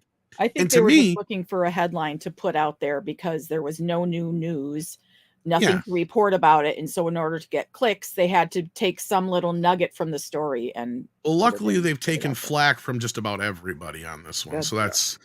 And that's the beauty. All the people who are doing the judging right now and claiming to be on the right side of history, they're on the wrong side of history. And depending on what happens in the next few years here, it's not going to be long until they are the ones who are judged by history. And people wonder what the hell was wrong with those people. With that, let's move on. We have a few more super chats. Indeed, we do. We have a few member checks, actually. With Shadow Dancer, the Red Mage, has been a member for 18 months, says special government powers. Senator Palpatine? Yes. Exactly. I will make it legal. Gladiator sends in a member chat for 13 months. It says, with Skydance now out for Paramount, the studio don't seem to understand that IPs like Trek being a mess is what is now preventing them from selling. Oh, I'm glad you asked this or brought this up, because who was the one who said what 2-3 months ago, maybe even less, not even somewhere in that region, that Skydance does not have the money to buy Paramount? I said Paramount is worth like 2 or 3 times what they are, and there's no way they can pull together that kind of money.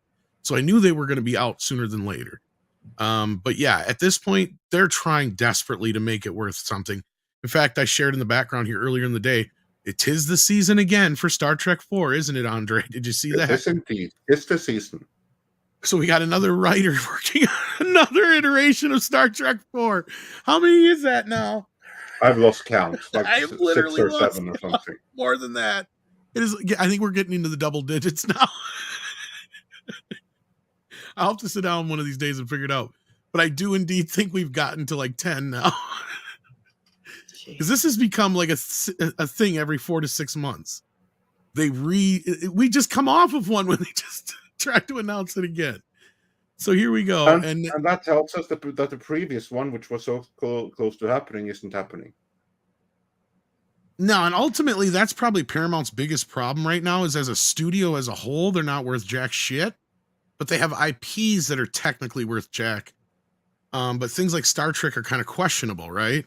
Because like, how much is Star Trek really worth anymore? It used to generate close to $20 million a year in merchandising, but I would be surprised if it does anymore. Because isn't that the old number it used to be? Yeah, it's definitely not 20 to 30 million, I think. I don't recall right now. I think it would have been in more than that. But it's maybe it was a little more. Definitely not that much now, because they've destroyed the brand. Of course, there's still some merch selling here and there, but not nearly in the numbers that it used to just a few years ago. Because Discovery killed it.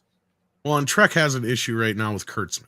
And that's what I keep hearing, is that Secret Hideout technically bought into part of Star Trek. And my understanding of this would be similar to the whole Will Smith buying into part of the Karate Kid. And that means that even though Sony, it's a Columbia thing, they still have to get the sign off from Easterbrook or whatever the hell the name of his company is on anything they do. And that's why they didn't get Cobra Kai made for a couple of years, even though they tried to get it made years ago. But anyway, that being said, yeah, I'm not so sure what's going to happen with Paramount yet. Sherry Redstone has a set number in her mind, obviously, and if they don't reach that number, she's not interested. And so far it looks like probably Warner Brothers, and I don't know who else are still on the table at this point, but like even Warner Brothers, I've heard their interest is waning at this point. So who knows? But it'll be interesting to see what happens here in the next few weeks. I'll have to do some poking around. Andre, I think you'll have to do some as well to see what we can find out about that. 'Cause that's kind of a bigger deal than all their entities together. Just the fact that Paramount's kind of a dead company while they're, and you know, they're pushing this Top Gun 3 and other things right now. That to me, tells me they're just trying to make the company worth something. Big Daddy MRI says, hit the like button. No lawsuits involved. It's free. That's true. What a deal. Batteries not included. That's true. Do not use in the bathtub. Yeah, we cannot advise that. Hi, Big Daddy. How you doing, Big Daddy?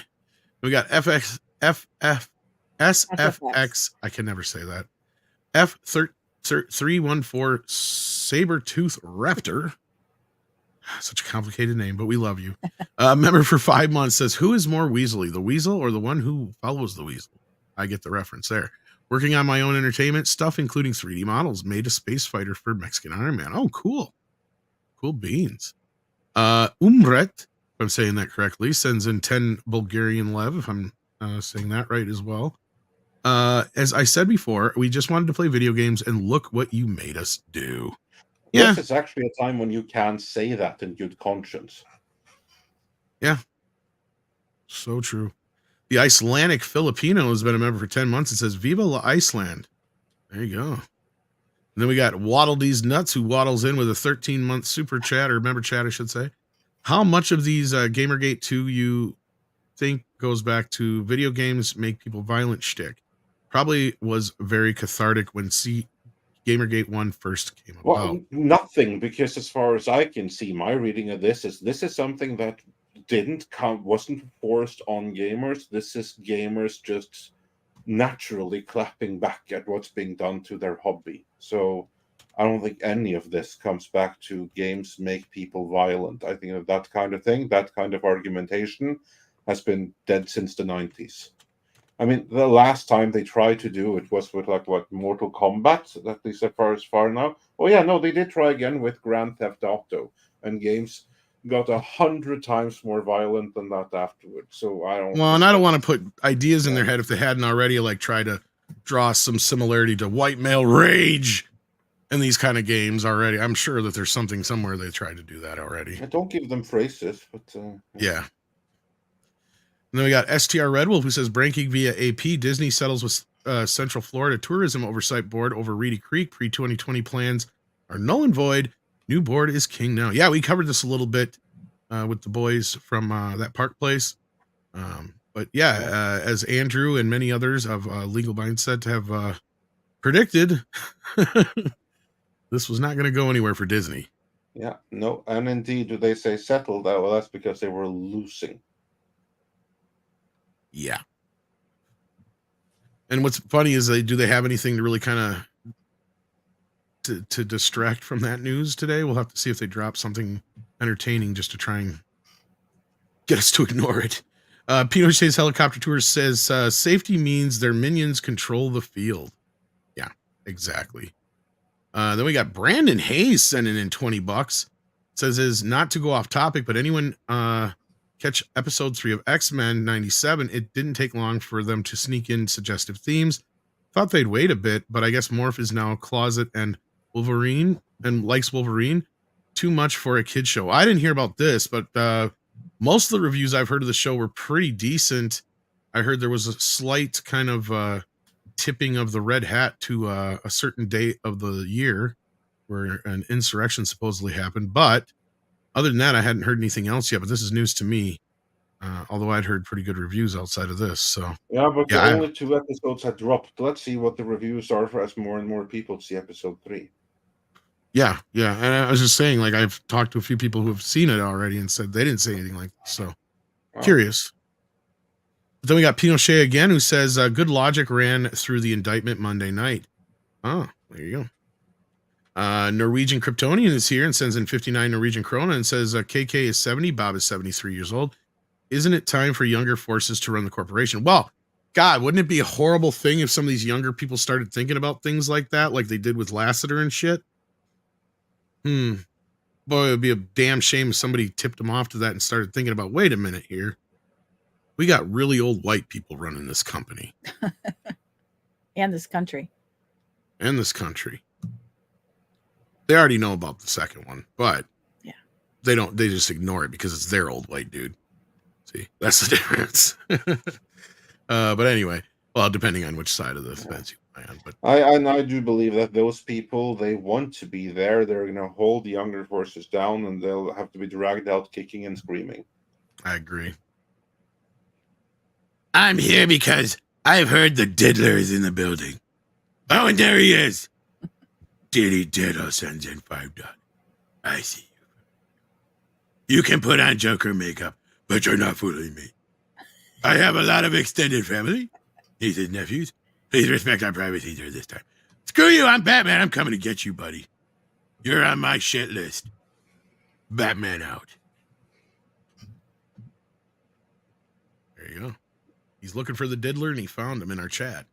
Thank you, P Diddler. Or Pity Diddle, whatever it was. Hyper Guyver 2 sends in $5 and says, never apply modern morality to the past because the culture and views of what once was acceptable will change in time. Understand it and learn from it. Exactly. And again, I didn't want to have to. That's why I used the analogy I did. But it's the same thing I see with like when they try to tear down like John Wayne and some other people. Like, fuckers are dead. First of all, they can't defend themselves. And half the time, it's like the shit they're tearing them down for. It's like if you really read into it for the time, sometimes that shit's pretty progressive for the time. So you got to look at it that way too. But like, it's like, God, quit judging people by the past. I mean, disagree. Judge if people it's- however you want. Well, I'm an American. I do what I want. that's true. But I mean, this whole idea of drudging up shit with people who are dead. Oh yeah, I what's think- the point? But you can still Like- judge them. Yeah, if you want to, but I just don't see the reason for it in this respect. Then we got Jesus Davila who says, smash that like button. Thank you so much, Jesus. And we agree. Hit that like button. And we are out of super chats and member chats. And we should be having a member stream on next Tuesday, correct, Andre? That's the current plan, yes. And the time for that would be probably our normal morning show time, I'd imagine. Yeah, should be normal. Let's keep it simple. Yes. So with that, why don't we wrap it up? Six, is there anything we are forgetting? Well, tomorrow night we have a special Midnight's Edge After Dark.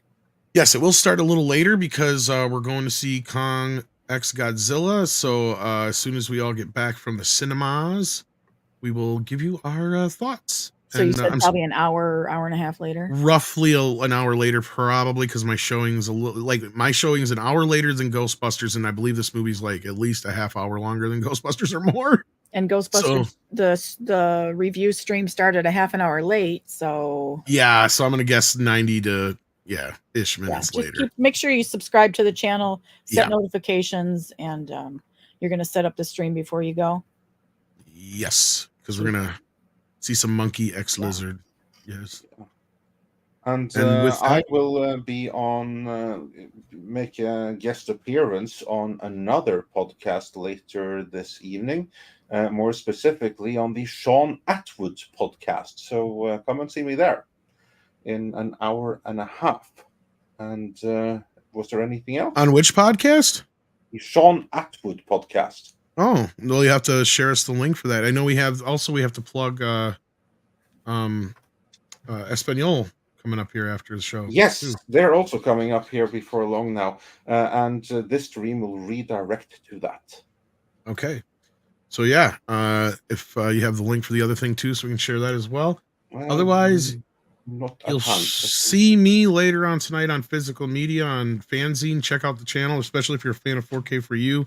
It's kind of been substituting for that. In fact, we've got some Karate Kid 4K news, believe it or not, tonight. So Actually, no, check in here I for do that. have a link for that later. There we go. All right. Yeah. And with that, as you normally say, You can put it in a private chat if anyone can share it in the. I can do public that. one. Yeah, perfect. you could have just done it yourself, but yeah. Could I? Yeah. Oh yeah, yeah, I could. The same way you just did in the private chat. But Right. It doesn't always work. I mean, StreamYard is weird that way. It really doesn't always work. Like sometimes I don't get the public chat, or I see it but I can't. I'm post in it. tech-tarded, but sometimes I love And with that, And with that, it is time for some koalas in the rain.